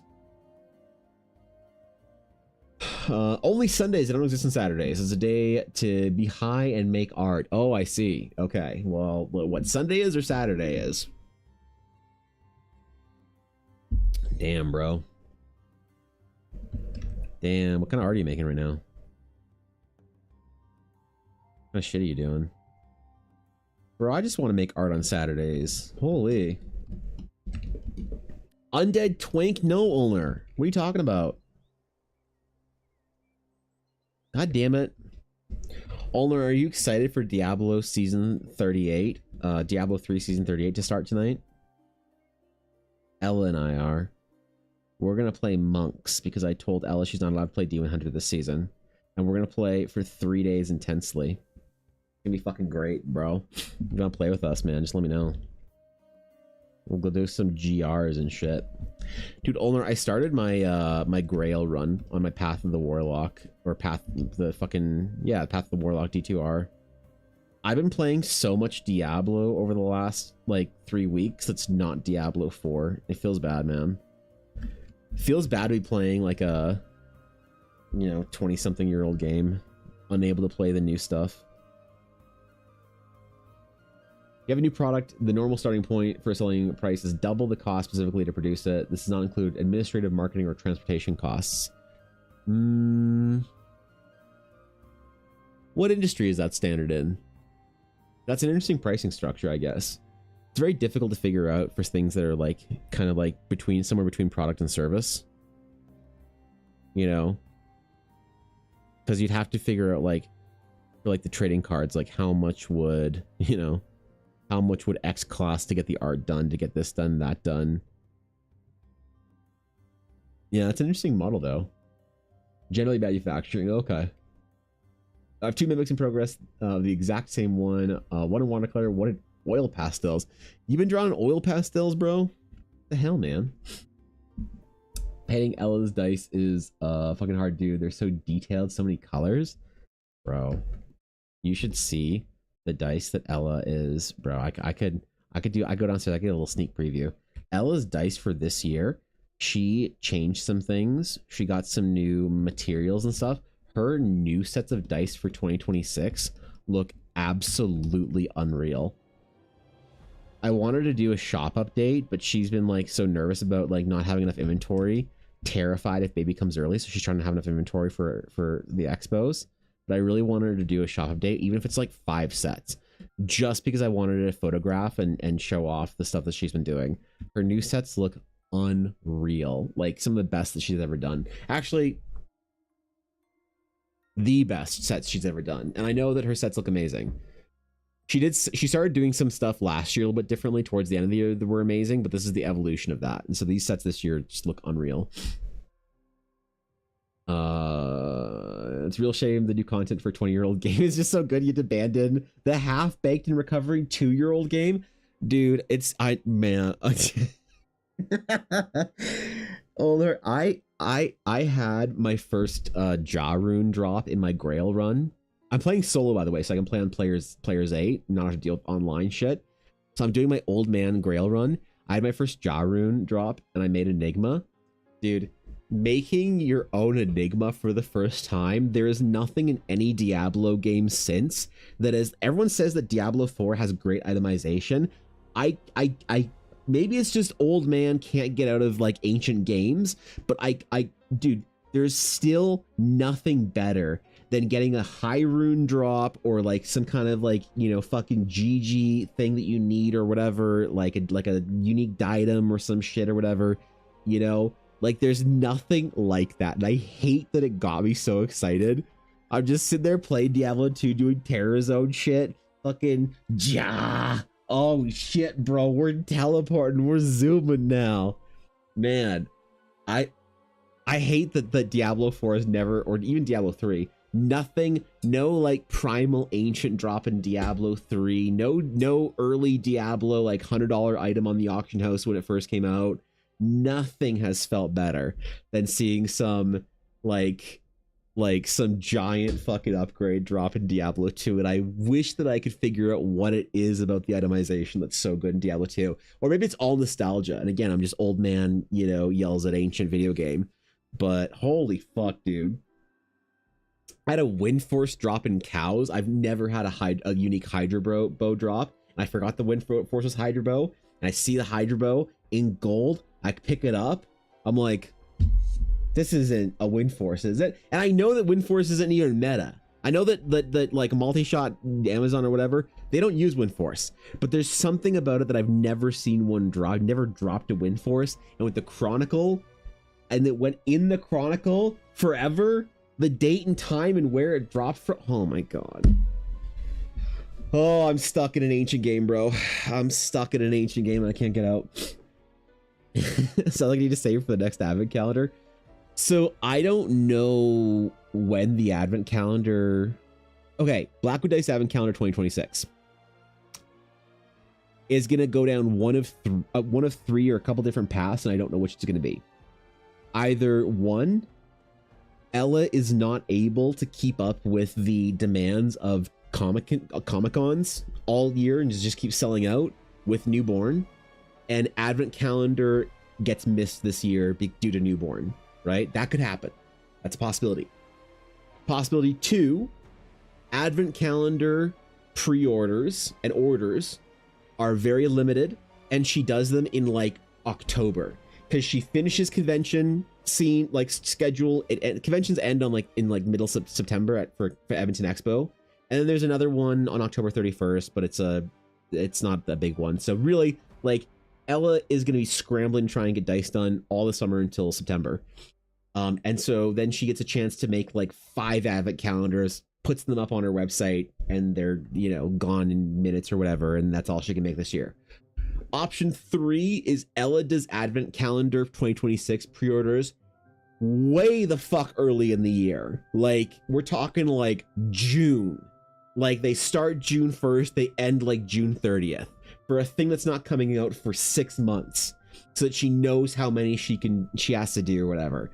So advent calendar is gonna be a little different. They're usually kind of an open pre-order. There's usually about 15 slots that she has. I think she usually does between 12 and 15.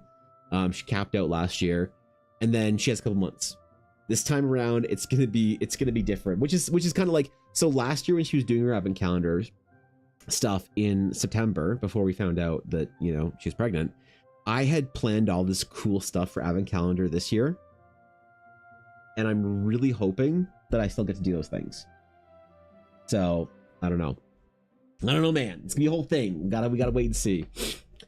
You haven't talked maybe poll timers are you're ruining the next generation of raiders, bro. I'm trying. Okay, I've been he did every time Ella puts her phone on her belly, he does kick her phone off of her belly. So clearly he's an anti-mobile gamer, which is good. So, you know, we've set him up in the right direction there, but there's still time, man. There's still time. Getting rare shit by yourself to actually progress hits different. Well, that's also why I want to do solo, because one, I really don't like the degenerate sweaties online for Diablo 2. That community, the sweaty gamers are weird to be around. The Diablo 2 sweats are like a different breed of obnoxious, I think. Most Diablo 2 players are chill, but the sweats are really uncomfortable to be around. 2, the bots on Battle.net suck. And 3, the leechers on Battle.net suck as well. But 4, the economy. People say like, oh, the economy is so easy. You just use Tradery or D2JSP or any of these forums or whatever. Bro, I am so over having to negotiate and haggle with people pricings for shit and whatnot. Oh, Oculus, Istrun plus Gull. Like, oh, how about Istrun plus Jewel, that's whatever. Like, it's just, man, having to like do the whole negotiation shit and haggle and whatnot. I'm so fucking over it. I don't want to have to deal with any of that shit. So going solo offline lets you do players 8, so you never have to like worry about like trying to find a game that you can then fucking go farm cows in while they're doing bail because you want the higher player count, whatever. You have to do bail runs where you're teleporting a bunch of leechers and then you can't kill the fucking Act 2 minions because you're playing hammers and they're whatever, and you just spent 50,000 gold on telestaff charges. You know, not dealing with any of that. Sure, leveling's a little lonely, right? I leveled with a warlock, a sorceress, and a smiter. I got my first hellfire torch, or whatever, or yeah, my first torch yesterday, which was really cool. That feeling of being self-found, man, it's just so good. You play at your own pace, you're so chill. It's so good, and I hate it. I hate how much I love it. Because I think I'm gonna actually try and grail Diablo 2. I don't know how many years it's gonna take me, but I'm gonna try and grail it.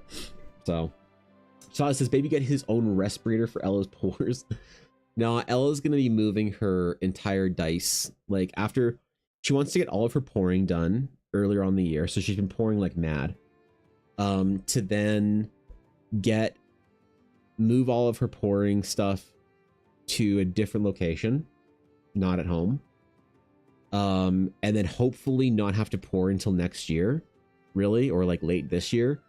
And then just have to sand and finish dice and paint dice all year. So she's been pouring just mass amounts of dice, and she's been painting a couple and finishing a couple sets and sanding them and whatnot, but mostly just doing that. So the idea is, like, once baby's here, to not ever pour in this home ever again, right? Because the way that we have to air out and ventilate the house and whatnot when she's doing it is not sustainable for a newborn. You know, I can grab the dog and come into this room and close the door and whatever, and the house airs out and she wears her respirator long past the time when you're supposed to. Ella takes safety precautions for this way higher than most of the dice makers. Some dice makers don't even wear respirators. Some dice makers just wear like a little like mask or whatever, and it's the whole thing. But Ella uses 2 grades up of respirator beyond what people like are, beyond what the safety sheet says you need to use for that resin. And then she also has ventilation that is much higher and much stronger and much whatever, you know, overkill for what the safety sheet for that resin also dictates. But even with all of that, it's the kind of thing where it's just like, you know, we just don't want to have any pouring done with baby boy in the house. So, you know, she spends so much money on her PPE. Like, she goes full Tyvek suit, respirator, you know, everything. It's her respirator is like a $600 or $700 respirator. And a lot of people will, as I said, the standard like breathing protection equipment that people use for making dice, if you talk to a lot of dice makers, is they use a pretty standard like $100 or so, you know, detachable whatever cartridge replacement thing, which is what the things they poorly and inadequately use the base bare minimum of protection that the safety sheet recommends for this kind of stuff. But Ella goes way far above and beyond, because you know, that's scary stuff. You don't want to mess with that shit. You don't want to mess with the chemicals and whatever. So, I don't know, man. It's gonna be, we got to figure out some stuff and some. I think she's gonna be, yeah. She's got a location lined up that she can use, but unless we move somewhere with like a, you know, a large garage or whatever that she could use, I don't know. We got to think about moving in the next couple of years because, well, we just don't have enough. Like, we have a 2-bedroom, you know, so this would be baby boy's place. And a lot of like people in the family were like, oh, so where are you working now? And I'm like, what? Well, where are you working in the house? Because you were used to work in the spare bedroom. I'm like, yeah. So once you converted that into the nursery, where did you put your computer? And you got rid of all those extra monitors, right? I'm like, no. So where's the crib? In our bedroom. You can't have a baby sleeping in the bedroom with you. Like, okay, fucking, all right, okay, boomer. Like maybe like 45 years ago, that was like a thing when you had to have a nursery back when you could afford a 3-bedroom house. Fucking get off my nuts about it, all right? Jesus, holy man. Gotta fly swatter the old lady opinions away from me. Most people are like, yeah, man, I mean, you gotta do what you gotta do, but occasionally I'll aggro, you know, I'll aggro some unexpected mob or whatever, and then have to fend them off with the swatter. So yeah, I gotta use the gas mask when making dice. Exactly. Well, Ella also has the full face mask, so she doesn't even have, like, Ella goes Tyvek suit, full around whatever, and gas mask, and then industrial gloves. So Ella goes way beyond what you're supposed to, because she also doesn't want any resin like getting on her or whatever, you know, at all, uncured. So it's a whole thing. Like, so we build a wall real quick.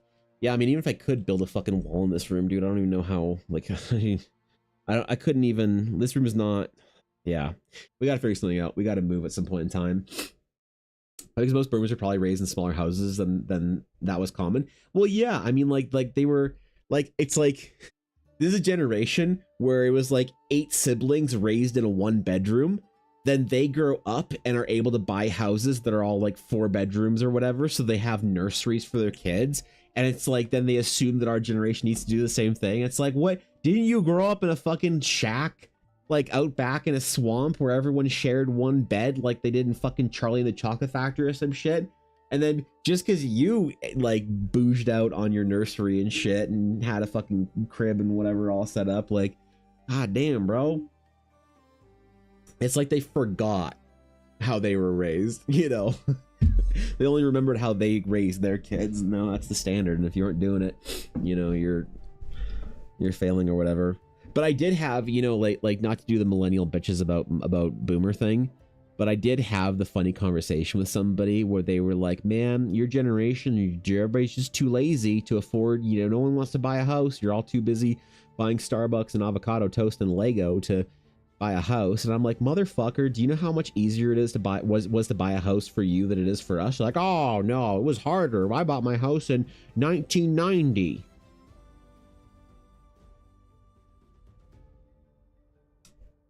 Would you like to see the graph of home prices versus average income? Because I can show you. And they're like, oh, come on, you're just exaggerating. And then I showed them and they were like, damn, it's expensive. Fuck, how does anyone afford a house? How does anyone supposed to get a house now? What are kids these days supposed to do? I'm like, fucking exactly, so get off my nuts. I did do that. I did do that. I brought out the chart with an old person at some point in the last couple weeks, which was funny and satisfying, but also disappointing. Because yeah, man, it was a lot easier to buy a house in 1984 or whatever. I think the argument was something like, dude, somebody made the argument that they bought their house first thing working whatever job or whatever by saving a lot in 1975 or whatever it was. And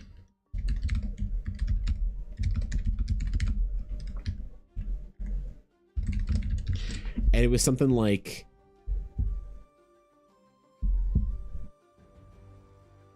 Yeah, it was something like in 1975, the home cost 2.7 to 3.5 times annual income, whereas today the ratio is between 7 and 14. It's like, okay, dude. I don't want to hear somebody that, you know, telling me that I'm not working hard enough, all right? Fucking get off my ass about it. Doing my best, all right? They think that I'm spending all my money on fucking Gundams and shit.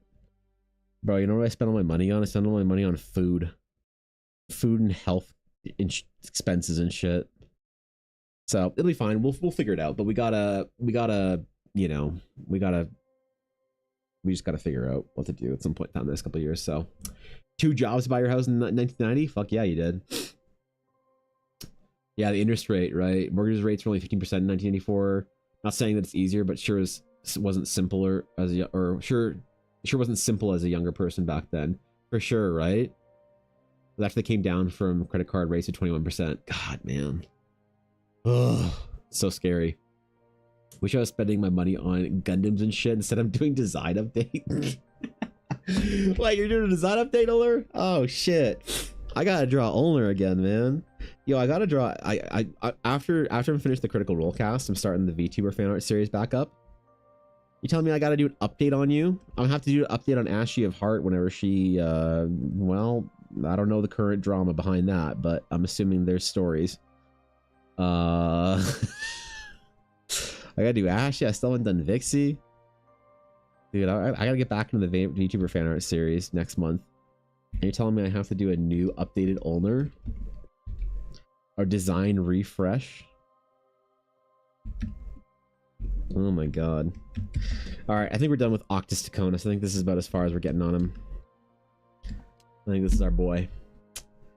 This is our boy. Yep. First mortgage rate was 13.25. We thought we were getting a steal of a deal. Yeah, right? Look, man, it's tough. Alright, file. Oh no, I can save through snipping now, can't I? That's how I do it. Nope, that's Steam I brought up, not snipping tool. Crimson Desert. Wait, what the fuck is this? Available now. Well, hold on. I accidentally brought up Steam instead of snipping tool. There's a new dope ass fucking RPG out.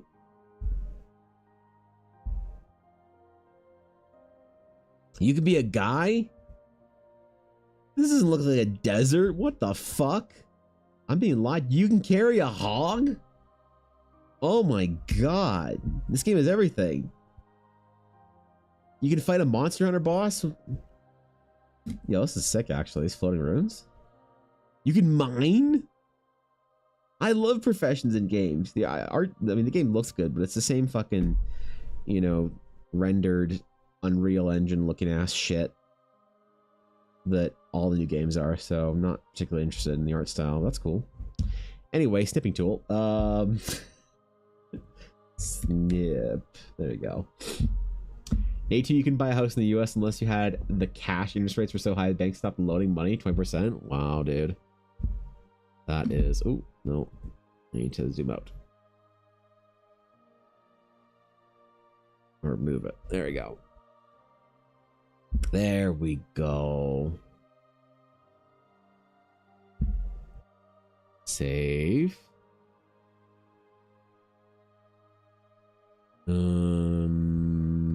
Nope, that's different. Where are we at? Fan art. Nope. Fan art. Excellent. We're gonna save this as Octus. Octus Taconis. There we go. All right. Fan art Friday project complete. Let's fucking go, dude. Now I can do our Eldarin Armory project for the day. Finish off that. I think I want to try painting the scimitar. I do want to try painting it, so we're gonna take a jaunt in that. But there he is, man.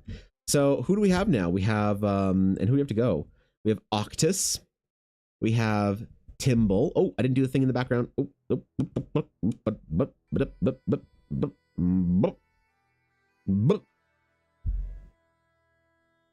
whoops. I forgot. It's been so long. It's been too long.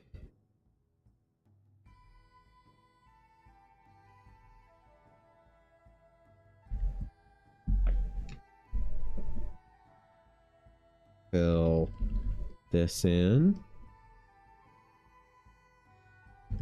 Fill this in.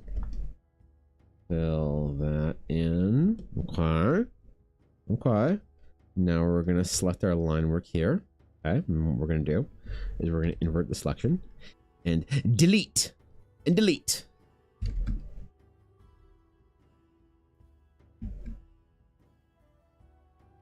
Actually, we're going to move them over before I do that. We're going to move over.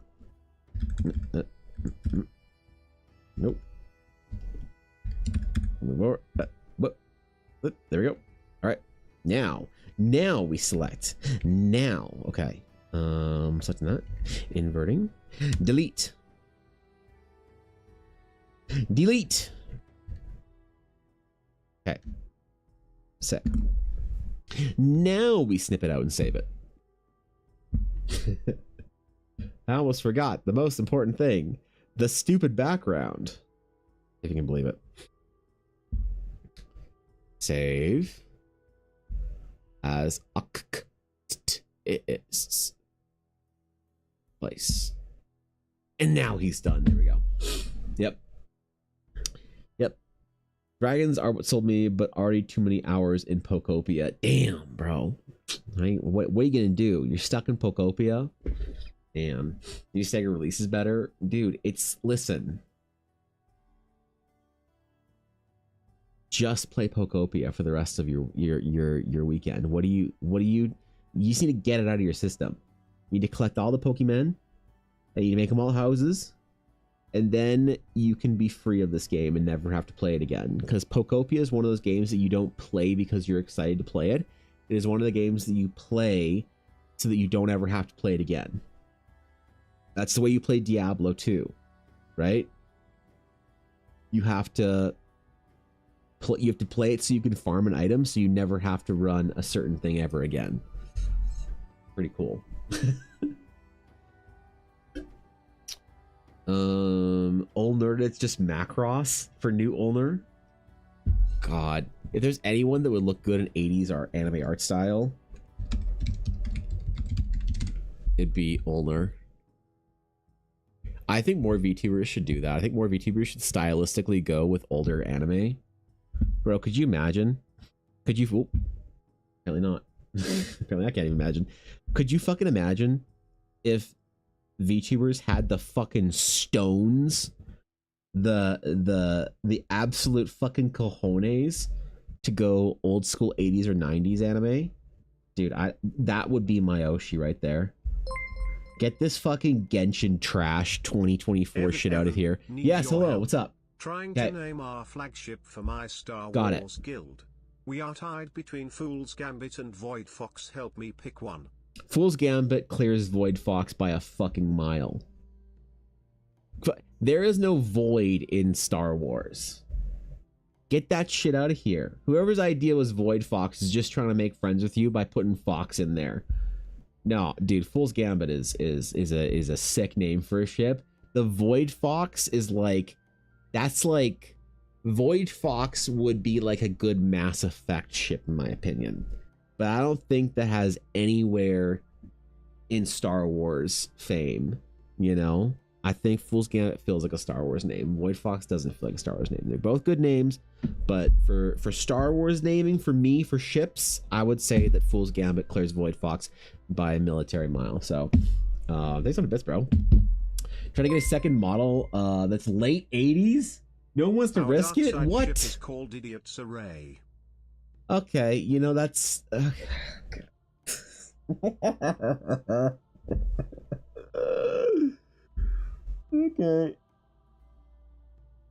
All right. Well, never mind what I said. They're both fine then. Just do as you will. Hey, you know. Dude, this would be sick. Or like when was 3.9 made? Galaxy Express 3.9. When was 3.9 made?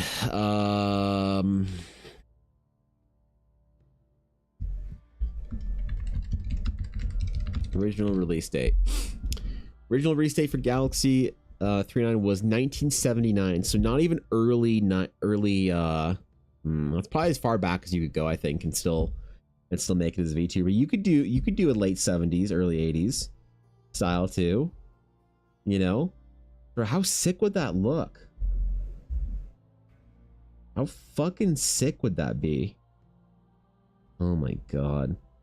The amount of actual like respect that you'd get from like the actual anime boomers. Bro. The problem is none of them would watch VTubers though. It's all the like 23-year-old VTuber gooners that watch or in the meta right now. So yeah, I get why most VTubers are too scared to do it. I get it. That'd be sick though. Or like kind of like a Black Lagoon. When did Black Lagoon come out? 90. Okay, the series came out. Black Lagoon manga.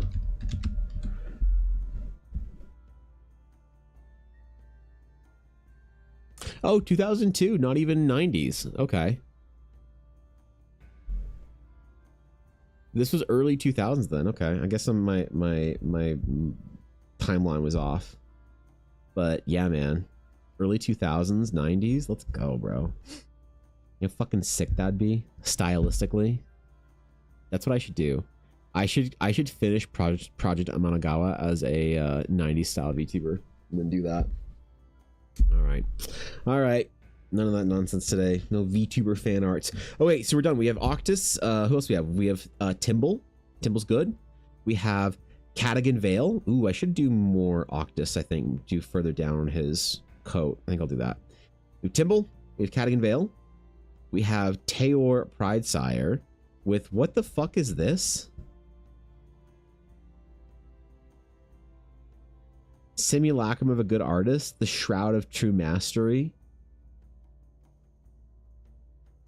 Obvious Proficiency. What the fuck was today the announcement of the announcement? New Year roadmap is the announcement of the announcement. In May we have the announcement of the announcement, and then in the summer we have the announcement. Oh right, I haven't announced the announcement of the announcement yet. Okay, glad I had that all written down. Anyway, then we also have Azune. I like Azune. Azune was a good one.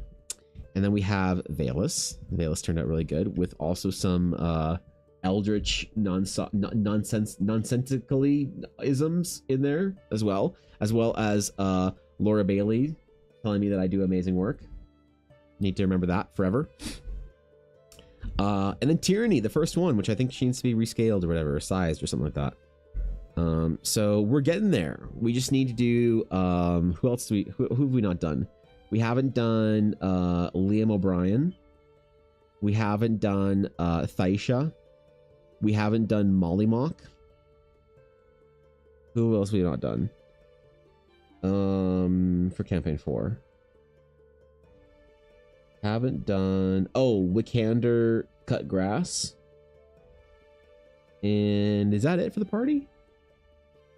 We don't have anyone else? Entire Schemers table. I completely forgot about Sir Julian Von stick up his ass. Yes, of course. Sir Julian. Who else? Julian, Taisha, Hal.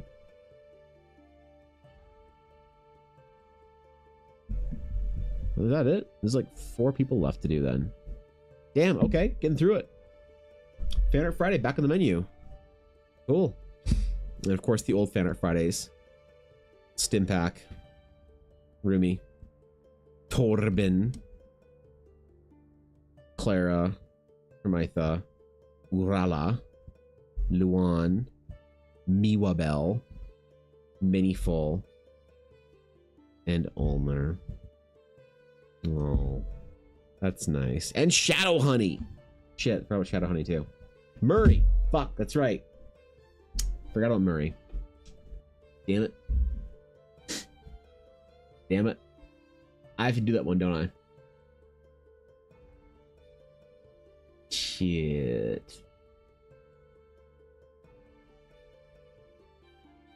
It's gonna be a tough one, isn't it, for me? It's gonna be a tough one. Yep.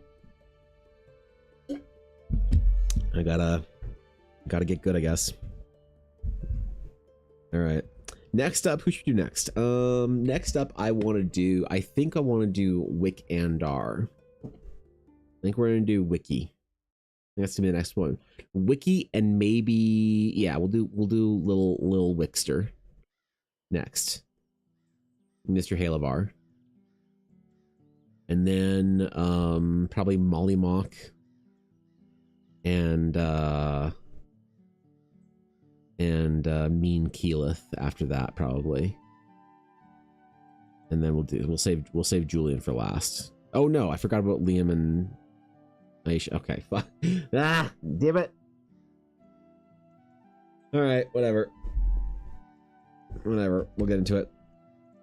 All right, so last week for Fan Art Friday, we did requests. We request official Magic item requests. So we have 3 items here to add to the Eldarin Armory.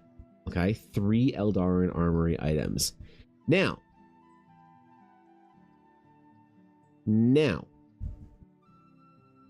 I think for making these into Magic items, I really want to try. I want to try painting him. Oops, where is our current sword? Where are you?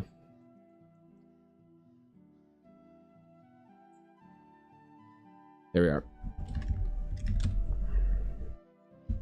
Our Bjordovich Paladin Saber. Ooh, it's tough, man. It's nasty. I think this is the one. I think we paint this one out. I kind of want to try painting, like, I like all of them. I think they'd all fit into Eldara, the Eldarin Armory. But I think I want to try this one out first. So I think we give this guy a little once over and see how it feels to get some paint on here, and see if it improves it or ruins it,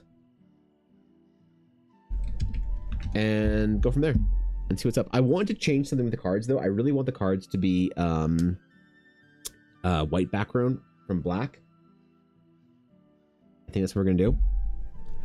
So I need to maybe we'll have like a gray-ish type thing for our background color, so that I can kind of balance it for that, as opposed to being. Now the problem with all the item cards that are on with a black background, they all look really good as far as having the colors pop and like the glow and shit. If we go into the Eldarin Armory currently, where is it? Where's the library? There it is. This is what magic items look like, the format for the cards. So not bad, but I kind of want to change them to be like having a white background instead of a black background. We'll do some cool like different backgrounds for the legendary ones like this one, but I think I want to change it. I really want to like go Eldarin white and gray on the background. What's up, Fel? How's it going, man? Fel, how far are you in the race to world first? How many mythic bosses have you cleared so far? Yeah, I mean the sketch on sketch looks really good. So sketch on sketch could be it, but I kind of want to try painting it out because I feel like that's the jam people like, is seeing them in color. The Gobbo. Oh, with the flail, that's right. Get the flail with the dagger, the flail, and the rat on it. Man, that armor needs to be purged out, I guess. All right. The Saba. Yeah, thanks. Thanks for that. All right, screw it. We'll try it. We'll try it. Let's see if it works.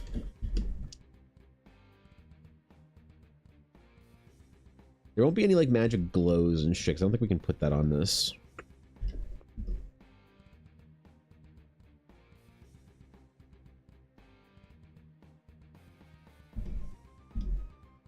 Ooh, my sketchwork is a little bit messy here. That might be a problem for painting.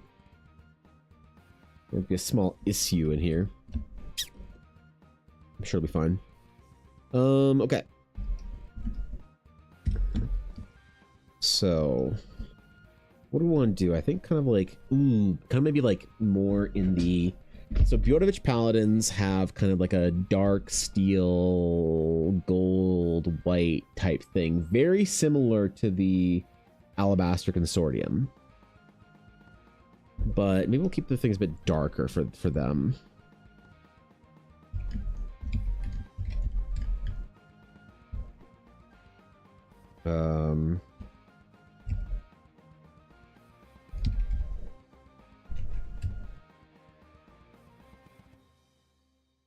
Where's my painting brush? What the fuck? What the hell? One sec. 0-0 heroic. There's some soul when we go in blind. We don't remove people for underperformance for the first few weeks, and only if we need to. That's okay. Myth plus Andy, so raise just for fun. That's fair. Have you gotten your bird dragon yet? What's the reward for the season? Looks pretty cool, doesn't it? Where are my brushes? I think I forgot to install some brushes here. I can't believe Soul pulled himself out of housing long enough to look at a raid. That's impressive. Must have taken a lot. Must have taken all his effort to stop looking at houses. Okay. Resources? Is that where it's going to be? No.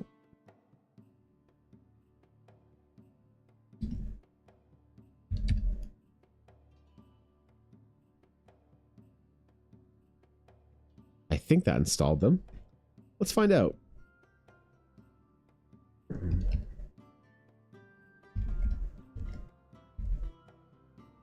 Sure did.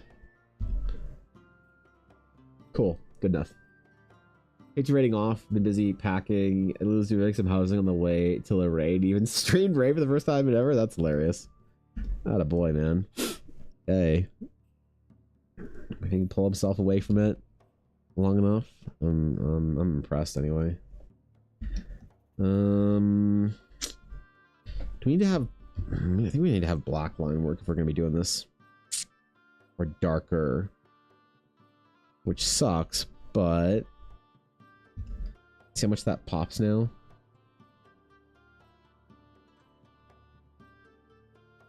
Yeah.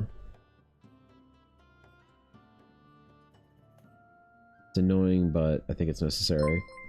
I think it's necessary, well, as they say. Me name it Fool's Gambit cause what? The word fool is seen as harassment. What do you mean? I literally have a ship called Idiots Array, WTF. The hell? Wait, why won't it let you wear... What is this that you're not allowed to... What is telling you can't name it Fool's Gambit in for your Star Wars game?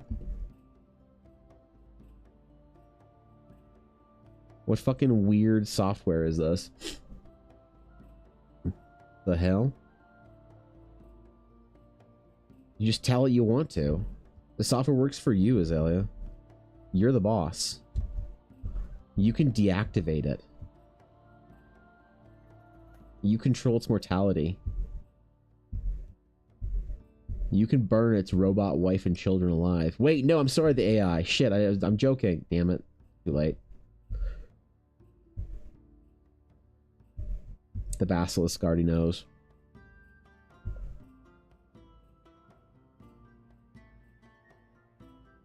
Evan, what's Roku's basilisk? Don't worry about it. You don't want to know. You don't want to know, kid. It's too dark. Alright. I think we want to do something like more colder gold in here, but we'll try a nice juicy warm gold. And see how it feels with the background before cooling it down maybe. In the SWTOR MMO. Oh, I see. Okay. Well, I don't know, man.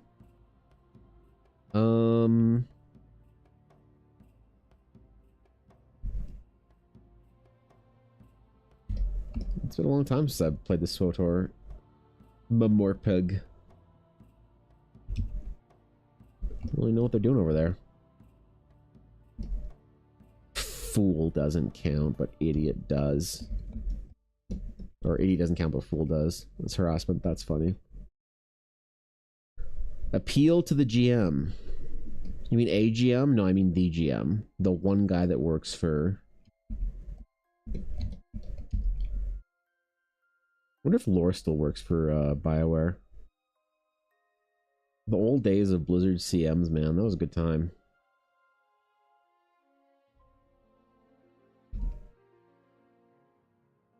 On top of the GM Golden Age in Classic. What about the CM Golden Age in Legion? Or whatever, the CMs were all in charge. I don't remember. It's been a while. Okay, leave me alone. I only know how to play Diablo 2. Get off my back about it, Mom. Try Buffoon? Ooh, Buffoon's good. Yep. That's a good one.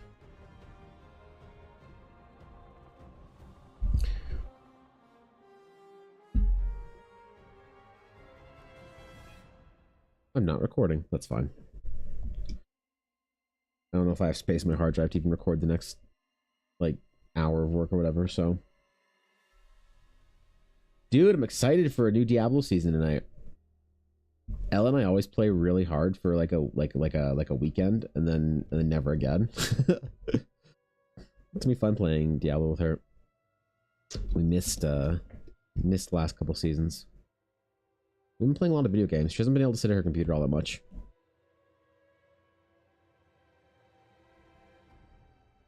Still haven't level capped in Warcraft. It's the first expansion ever that I have not been level cap in the first like 3 days.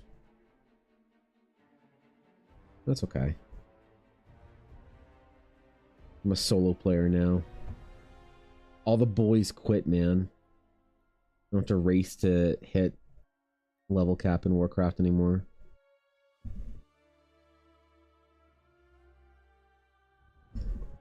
I don't even know what the homies are playing now. I don't think the homies even play games anymore. Fucking disappointing.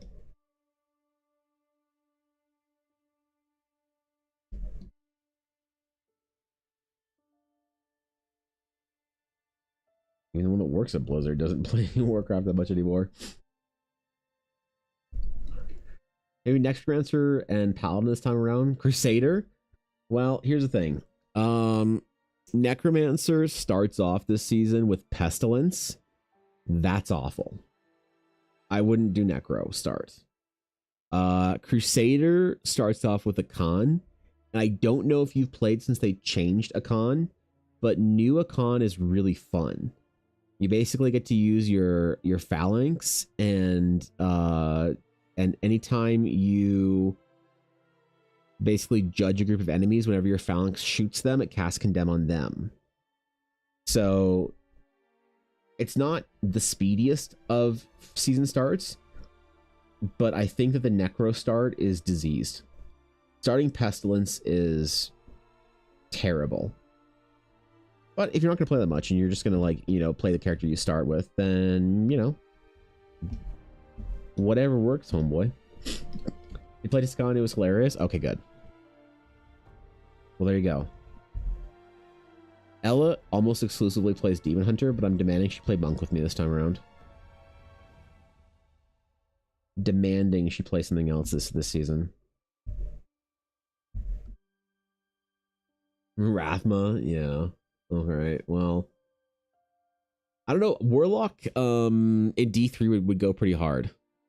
I'm playing Warlock in D2. It's really good. I haven't played D4 all that much. I didn't like D4. I'm willing to give D4 another shot because I didn't like it on release, but I haven't played it since the new expansion, and I haven't played D4 since Paladin came out. So I could be tempted back into playing Diablo 4, but like Diablo 3 is our comfort game, you know? We've been playing Diablo 3 seasons since they like started. Right? So Diablo 3 is a game where it's so easy for Elle and I to just like sit down and play it when a new season comes out. There's no learning, no whatever. It's just brain off, YouTube on, blast. And I think that's important once in a while to have a game like that. So I'm excited. Ella really wanted to play this season, so we're gonna take it seriously, man. We're gonna play. It's gonna be good. But I'd like to try Diablo 4. I'd like to give it another shot. I've never played Diablo 4 at like a high level. The first time the only time I played it was when it first came out, and they didn't really have a lot of like, you know, I think like Lilith was like the only like challenging piece of content they had out there, and I didn't even do her. So yeah, I have not played shit for Diablo 4. Didn't get much of a chance, man. It kind of sucked on release, I think. It lost me. Ella Dashto and I played it really hard for a little while, and then we just gave up, man. So used to doing Pestilence and hardcore and being slow as fuck. Okay, fine. Then, you know, you'll be okay. All right? Enjoy, I guess. Whatever. Good luck. Ugh. I don't know how Ethereal is going to work, because I don't think they have the Ethereal, like, bonuses that they did originally. I think it's just, like, a regular bonus or something like that for this season of Ethereals. The OG Ethereal season was so unbelievably good. I don't think they're bringing that back, though. I think it's, like, Ethereals in a different way. With, like, the auto, Necromancer, what is it? Auto Land of the Dead shit? Or no? No. What was it? Land of the Dead. What's the other one? Auto whatever that is. That was good shit. Given Alpha Free and Necromancer was turbo shafted on minions, so I just left and never went back to 4, really? I mean, you made LOD setup and too slow?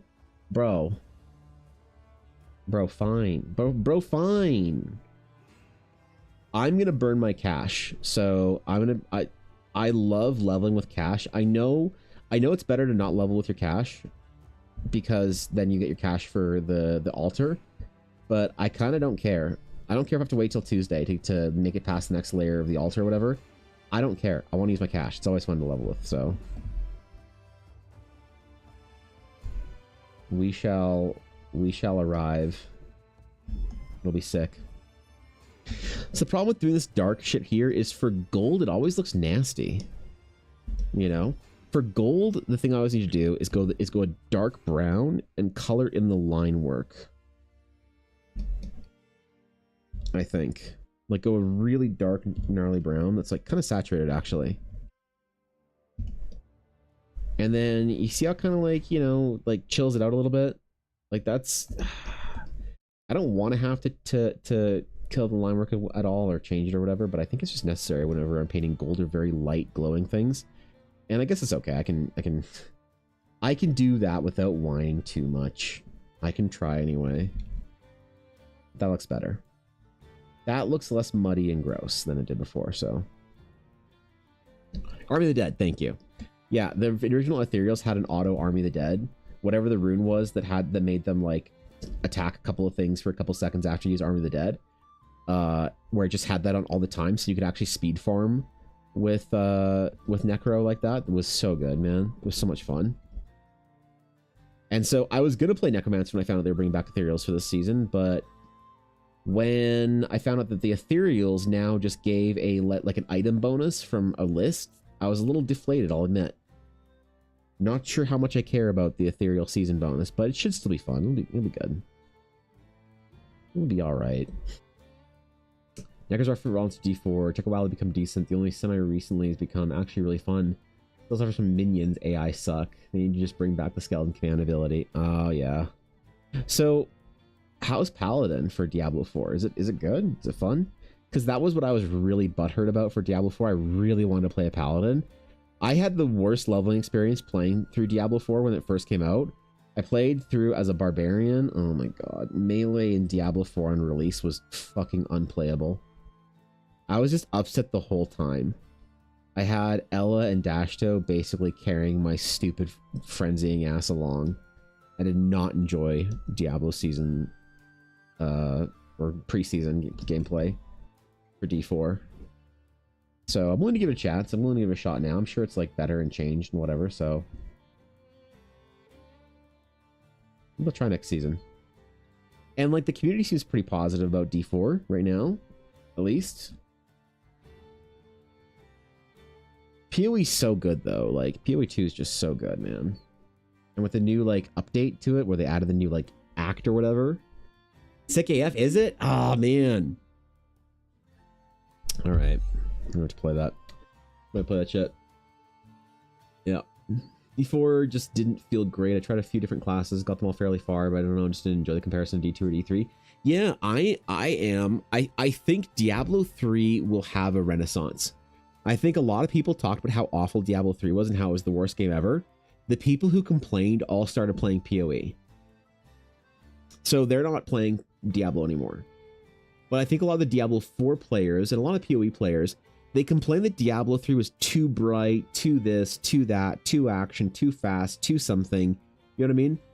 And it's like Diablo 3, I think I think that people will have a much softer opinion of Diablo 3, a much more favorable opinion of Diablo 3 in retrospect after all these games are fucking irrelevant than it is currently. People love that game a lot more than I think they said.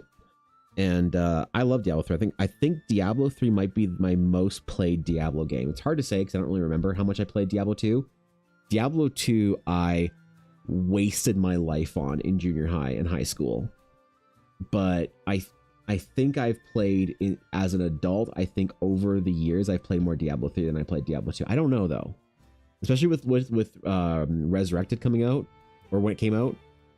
I think maybe Diablo 2 has overtaken it again, but it's super tight race between the two, I think. But I don't know. I think people are excited to go back and play Diablo 3 seasons just because it's just fun, you know. It's just a fun dumb game to play for a while. PoE 1 I never got into. I tried a little bit. I didn't enjoy it. PoE 2, I've enjoyed PoE 2. PoE 2 has been fun.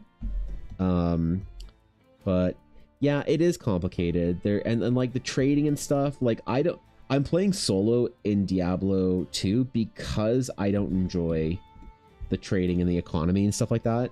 And PoE is very much in that shit, so you know, the orb economy is not a thing that I love.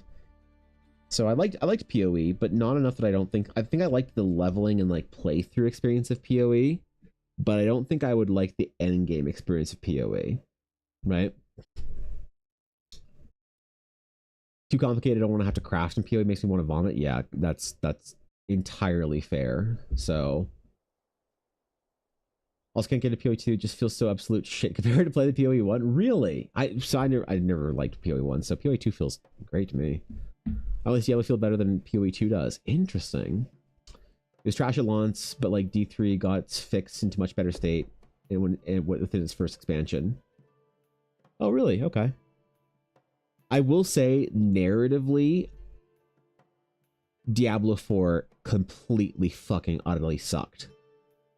For me, anyway. Like, you remember in Diablo 3? Bro. Can we talk about this for a second?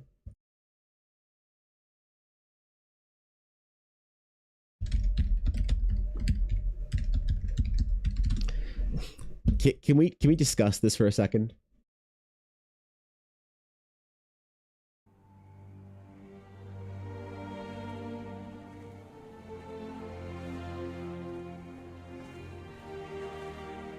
I'm just saying.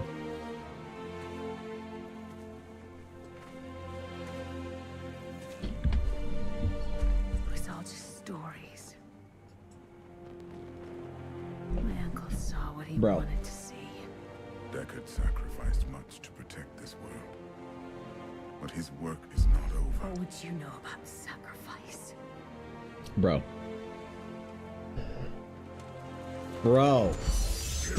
Oh, say the line. The high heavens strictly forbids us from interfering with the mortal world. Do it.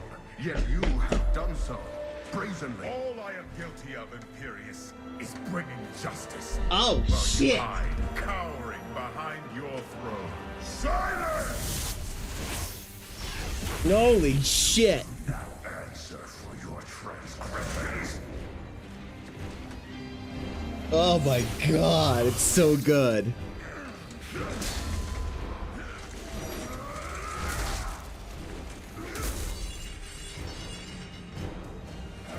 Oh, say it, Tyrael.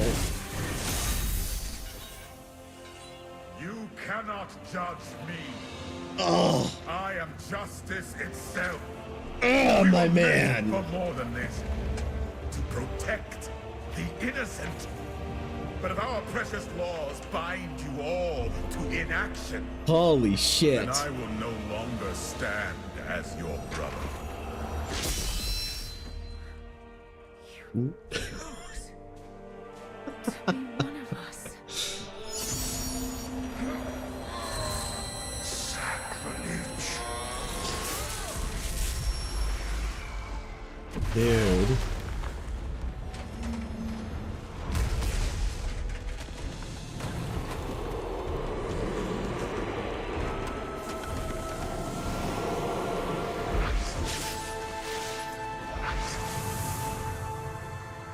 Bro. Thus, I fell willingly.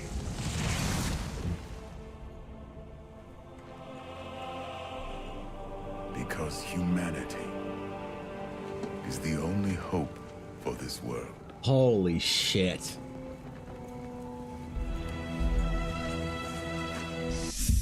Bro, like I was waiting for some fucking, I was waiting for some shit in Diablo 4, man. I was waiting for it. You know? I was waiting for something. Right? Yeah, or like Bale screaming enough and then just exploding the little fucking, you know, the bravest man in all of Diablo. Bale, the gates of Caesarea have been closed for thousands of years, and you shall not. Dude, and then he gets fucking popped. Like, my man, Diablo 2 and Diablo 3 narratively were so unbelievably good. And when we were, I was at BlizzCon when the Diablo 4 cinematic dropped. And unfortunately, in my opinion, unfortunately, the trailer for Diablo 4 was the narrative high point. It was all downhill after that. All right? After that shit, it was all downhill. There was no, the Lilith Imperius, or no, fucking what's his name, the angel that sucked, the Lilith and whatever, Angel Daddy, their fight kind of sucked, you know. It was kind of lame, right? Inarius, there you go. I was hoping for some more, I was hoping for some fucking Tyrael man shit from Inarius. All right, they had like the trailer where it showed just the like the part of Inarius like coming over his fucking troops in hell and shit, and you're like, oh shit, the rest of that cinematic's gonna be absolutely disgusting. But then when they actually had their fight inside the fucking like basement or whatever, you know, that's all I got. Yeah, you know, And then I watched the cinematics for the Mephisto expansion. I'm sorry, man. Like, that they ruined Mephisto.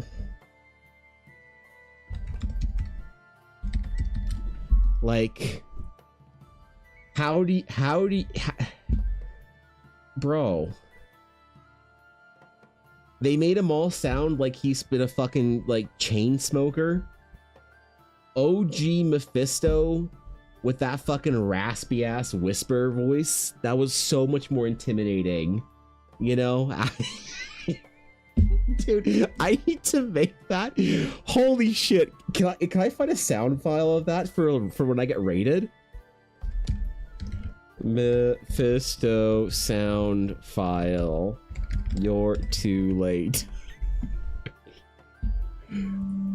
Wait, is this on here? Oh, hold on. 1 sec.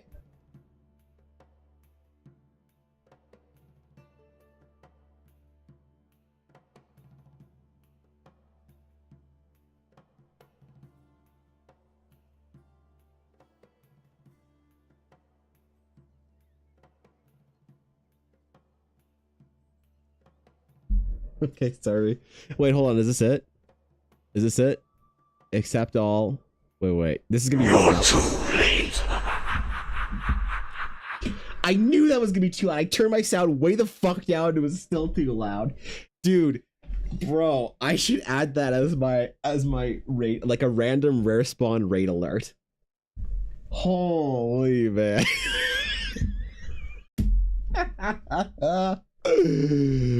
Oh my god, dude, they look what they did to my boy. They took You're Too Late and turned it into this gravelly ass weird old guy from Diablo 4. Like, come on, man. Come on, dude. Original Mephisto was perfect. Like the atrocity of... Dude, this caused issues. So, I don't know if any of you remember, there was a game in the ancient elder days of Blizzard called Heroes of the Storm. And my friend worked on Heroes of the Storm for like most of it, like for the later half of its life cycle. And apparently people on the HOTS team were enraged that they redesigned Mephisto. They fucking ruined Mephisto, and I thought Diablo 4 they had a chance to redeem Mephisto, and they didn't, man. They just kept, like, come on, man. Come on. You can't do that to my boy. Man. You ever got your Queen Celendis? Was she on the path of, like, whatever heroes they were gonna drop?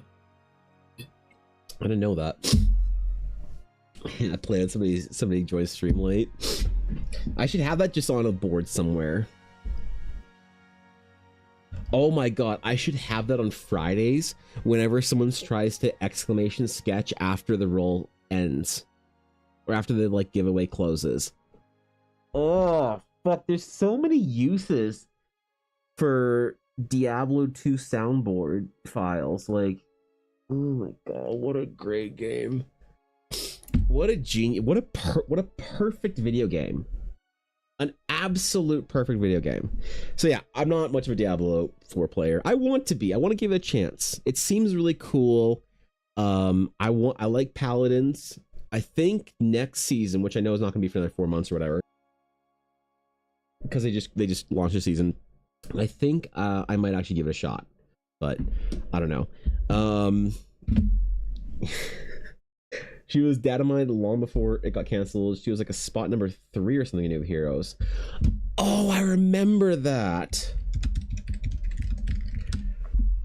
Oh, yeah. So one thing my friend did say is he said that a lot of the stuff that, like, he said the next heroes they were developing were absolutely insane. Yeah, because the Diablo 2 Paladin was also in there. Manaroth was in there. They were going to do the Cow King as well, and Talrasha. And Reinhardt. Oh my god, man. Dude, is it a bad take? Is it a bad take that Heroes of the Storm is my favorite MOBA? This might be a bad take. This might get me exiled from the League of Legends fucking anime trash scene. The Dota kids don't want me. The League of Legends community are all like cosplaying anime trash Genshin players. And I love them. And Faker. Faker's in there too. I love watching League of Legends esports. Okay? Nothing but love for League of Legends. But it's not my game. I look over at Dota, and it's all a bunch of chain smoking Russian dudes in their 40s and Dr. K. And that's cool, but they're all like, you know, the meme of like the guy sitting at his computer taking it too seriously, playing 4-hour Dota games, you know, like in between lane, they're like trying to last hit, deny, and spin CS:GO boxes or crates or whatever at the same time on 4 monitors from their fucking cafe in Moscow, just chain smoking. Like, that's great. I love them, but Dota's not my game. But Heroes of Storm was so unbelievably good. And especially from the context of Heroes of Storm being out at peak Blizzard, when every franchise, every IP was absolutely popping. World of Warcraft, never more excitement. Well, okay, chill. StarCraft 2 at its peak. StarCraft 2 esports, fucking sick. Diablo 3, people were loving it. Necromancer just come out, people were fucking losing their mind over that shit. Okay? Overwatch was on top of the world. And so when they added Overwatch Heroes, holy shit. There has never been a greater MOBA experience, I don't think. I played Ice Frog Dota back in the day, okay? You still like his peak? Dude, it was so good, man. Oh. Shit. I love it. It focused on the battleground. Yeah, I mean, like, I could be wrong with this because I'm not a MOBA expert. I never like placed very high. I'm not really good at like terribly good at MOBAs, but I felt like in Heart Here's the Storm, it was the most competitive, least snowball or MOBA that you could play casually. Like, Dota feels a lot of the time like you're gonna lose on minute 45 and you've got another 3.5 hours before you actually lose your game. Or League of Legends feels like it snowballs so unbelievably hard that there's no reaction to you beginning to lose the game. There's no comeback in League of Legends. There obviously is, but it's not as exciting, or it's more dramatic, but it's not as consistent that you can come back. But I thought Heroes of the Storm was always a game that it really wasn't ever really over as much until it was like, you know, enough objectives, enough of a level difference, and you were kind of fucked, right? And tanks, I think, were so much fun in Heroes of the Storm too. Support too, but I like support in any of them. In League of Legends and Dota, because it's the same boring map every time. That is true. Like that's one of the big things that I loved about Heroes of the Storm as well, is that, like you said, battleground focused, is that the maps were different, and some of them were geared towards different types of characters and different type of play styles.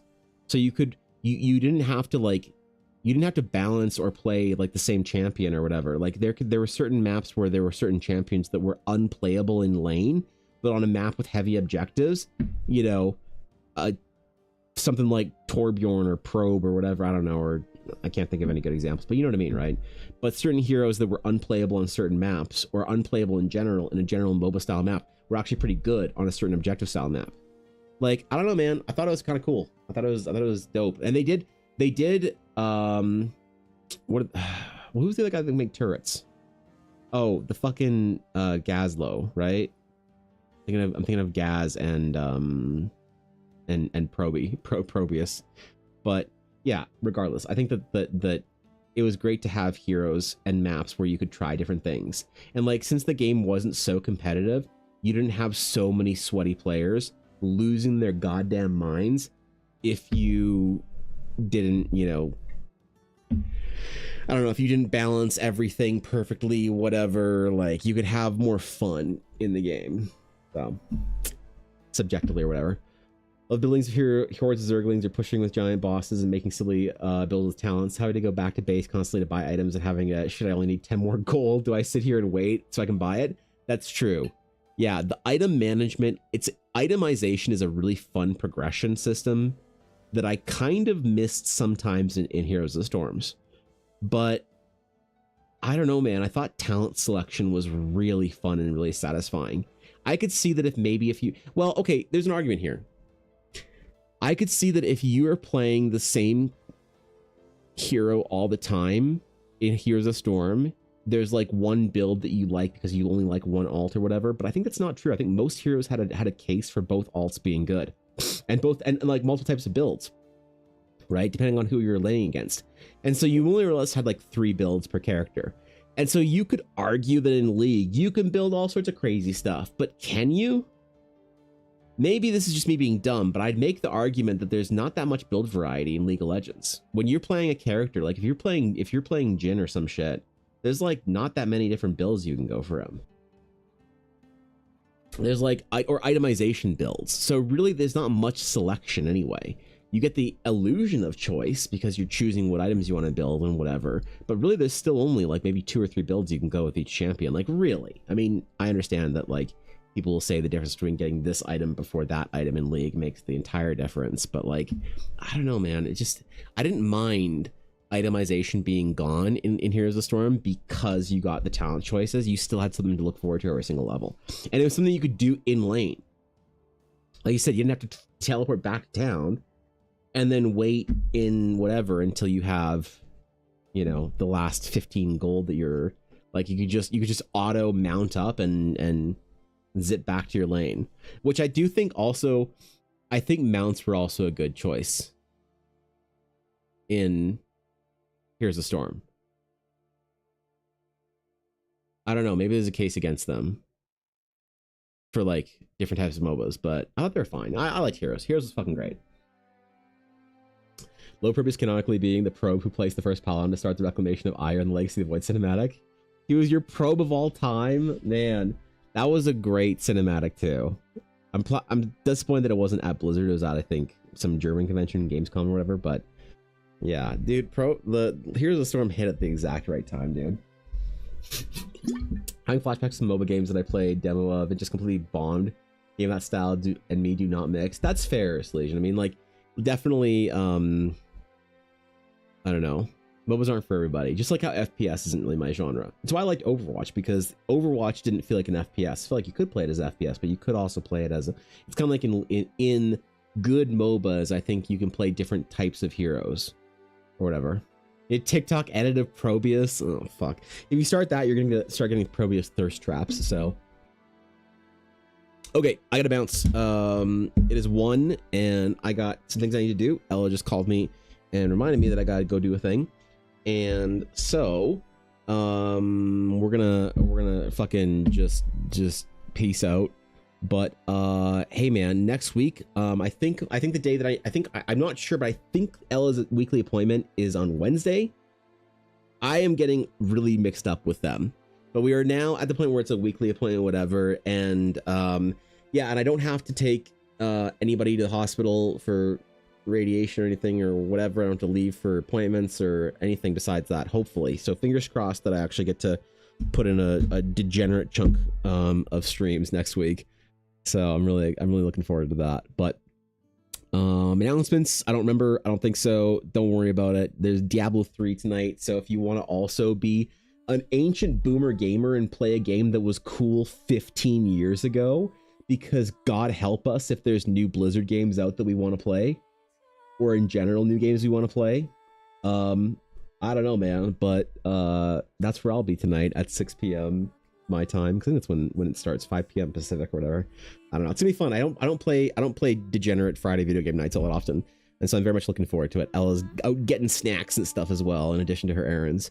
So I'll see you guys on Monday. Have a good one. Do the thing. Play some D&D. Play some World of Warcraft, man. What do you have better to do? Come on, don't lie to me. And next week, actually, so next week's gonna be Request Friday, or we're gonna restart the VTuber fan art series. So I need some ideas for who needs fan art next, which VTubers I can do fan art for, because I'm gonna be doing them in my style. So like my kind of like dumb, semi-pseudo realistic comic booky styles as opposed to anime. So I need to do Vixie, and I need to do Ashy in a new update whenever her model is ready. But I kind of wanna maybe like snoop around the kind of the glitch stars and adjacent crowd that I know a little bit better and do some fan art. So it'll be fun. Either way, next week will be dope. I'll see you guys. Have a good weekend. Until next time, my friends. Farewell.